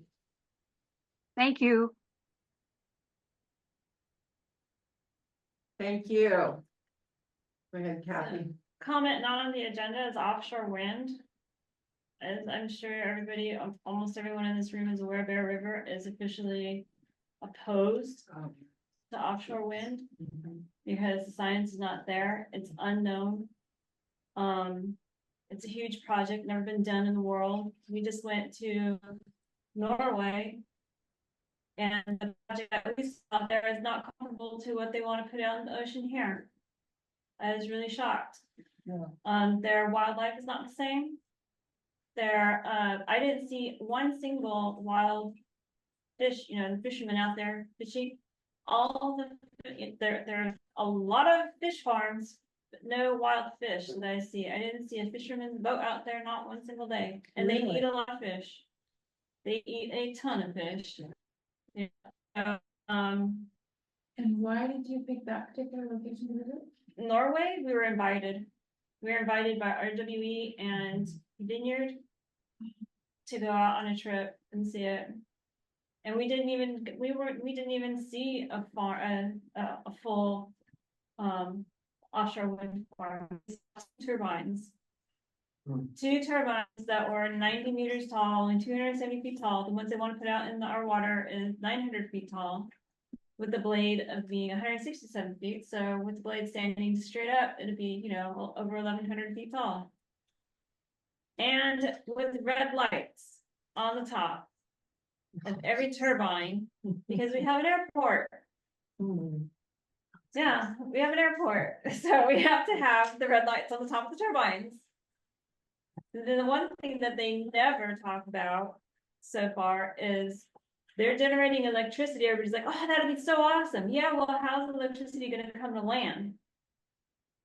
And it's the huge megawatt cable that they want to put in the ocean, in salt water, which is going to have a huge electromagnetic field. Some people were telling me, oh, well, we're going to, when it comes into land, we'll bury it. I'm like, how long of a distance are you going to be out there, first of all, in deep water, where that cable is going to be suspended before it's able to hit land? And the two populations that are notoriously missing from the general meetings are the whale watching people. So far, I haven't seen one whale watching company attend any meetings. I haven't seen hardly any fishermen join the offshore wind meetings. So, and then the general population of the state of California is definitely not aware of these big, huge monstrosities that they want to put in the water. So, and then they're not even talking about the total number of offshore wind farms that they want. They're only trying to keep it to a specific footprint in the ocean, and that's it. And they're making this illusion that it's not going to harm anything. And it's supposed to be green, but they never talk about the extraction of the raw materials to make this stuff. And they never talk about how many people, or they don't put it in a percentage wise, how many households are going to benefit from the farm in Humboldt Bay, which is, they say 750,000 homes. Okay, there's not 750,000 people here in Del Norte and Humboldt County. So where is that power going to? San Francisco and or Redding. And 750,000 homes in a state that has a population of 40 million is nothing. Absolutely nothing. That's not gonna make a dent. I missed both Norway trips because I was sick or there were things happening. I couldn't go to either one. But just got to go to the last one. And yeah, taking off my fish and game hat, Trinidad Rancheria is opposed as well. On record for the same reasons. Yeah. Thank you for sharing. Thank you. Okay. Couple people online. We have Coach Jackson first and then Ruth Wortman. Thank you, Commissioner. Just super quickly, I just wanted to say Kathy has such a wealth of information, as you can tell, all day. And I was wondering, and I don't want to put her on the spot, but are there opportunities to present perhaps in the future? Online, it's just difficult to comprehend without an additional visual component. I don't know if she would be open or if the commission would be open to additional presentation formats, because I've been in multiple meetings with her and she just has, you know, a wealth of knowledge and perspectives as an Indigenous person. And this is obviously a highly contentious issue. And I'd love to learn more about her perspective or anyone else's. And I was just wondering if there is time at the next meeting where presentations might be an appropriate format.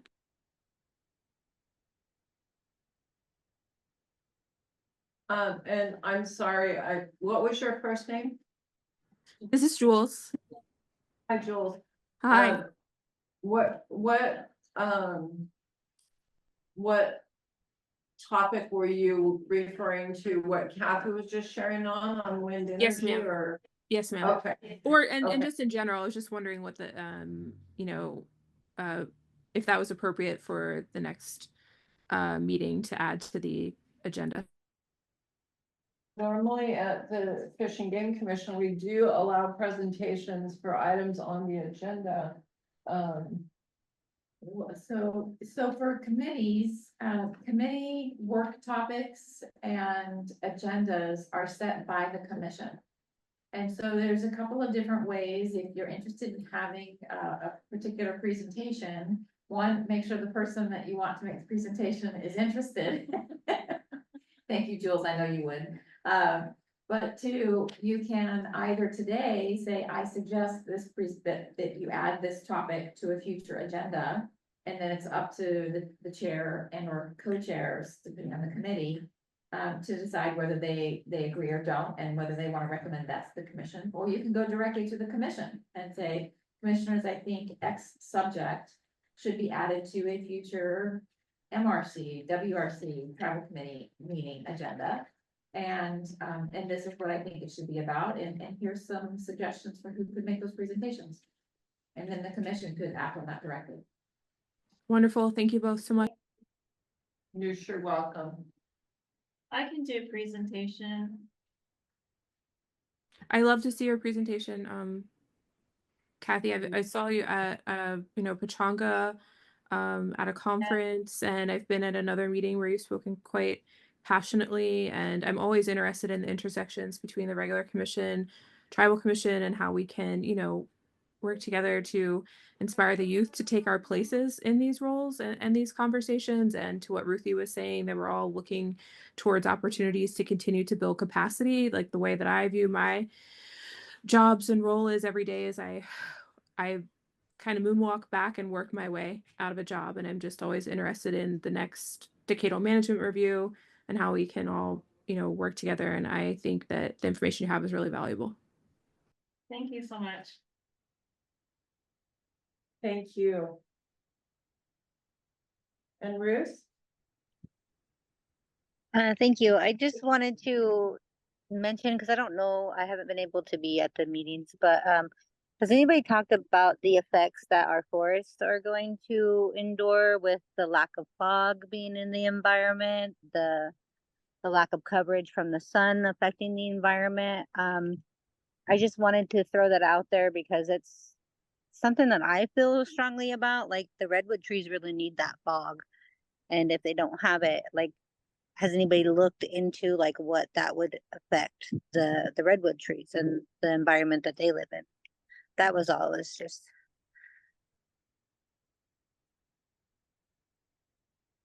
I'm not sure, but we could ask, we could find out.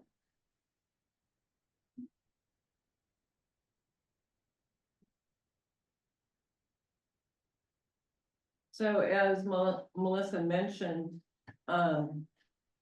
if we want to amend our work plan to, wind energy is such an overwhelming, vast, broad subject. Maybe we just add an informational work topic where we could hear miscellaneous presentations that were of interest to the tribal committee. And not just title it wind energy, but items of interest. Yeah. We could talk about that. Good. I think that one of the questions that the commission as a whole will ask is, typically what comes out of the tribal committee would be ultimately recommendations to the full commission on these different topics that are being investigated. And so I think that all the questions will be what the type of recommendations that might come out of these discussions and presentations. I think it would be a discussion after the presentation to determine if there was a specific item to add to the work plan. Yeah. Or maybe we bring it up under co-management. We could do that too. Well, my computer just died. I'm done.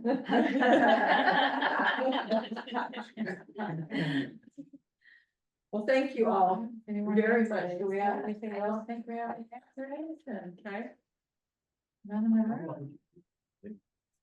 Great turnout today. Some great conversation. Have a good day. It's very good. Oh no, it's very good. Good, good. We're so thankful you came. Oh, I am too. And Ruth and your team, really great. There's a hand raised. Olivia. Hi, I just wanted to let everybody know, I'm just a general person, but there's, OPC is doing their 30 by 30 workshops, and I'm not a part of OPC. Just letting the tribes know that they are asking for tribal consultation. And if you go to their landing page, which is opc.ca.gov/30 by 30, there is an email directly to Mike Escrow for tribal consultations. When I went to San Diego's meeting for that, they hadn't received anybody replying back to them from the tribes. I know this is a federal thing, and right now we're at a state meeting, but since it is a tribal meeting, if some way or other we can let our community know to get onto that, it'd be great. Thanks. That's all. Thank you. Thank you, Olivia. So that's under opc.ca.gov. Yeah, I don't have it pulled up this moment. I think there is still one in-person meeting unless it just happened. No, they changed it to August 27th, because it is for different. Oh, okay. That's in. So there's one meeting left. It's in August 27th in Monterey, but they are also going to have an online webinar in September, but I don't know if it's a two-way conversation or if they are just going to be reporting out about the in-person meetings. Because of travel restrictions and other budgetary challenges, they could only go to 3 places. And normally the Ocean Protection Council, Mike does attend these meetings, but he had a conflict and he was not able to attend today. And his apologies. So this is on the 30 by 30 initiative and their work. And one piece of that is a draft evaluation framework for the coastal. For achieving 30% protection in coastal waters, so near shore out to 3 miles. So it's directly relevant, so appreciate that, Olivia. Yes, thank you so much. Thank you. Appreciate it. Thanks for your time. Have a great night, everyone. Yeah, thanks to everyone for attending. Thank you. Thank you. Thank you. Good night. Good night. Thank you, everyone.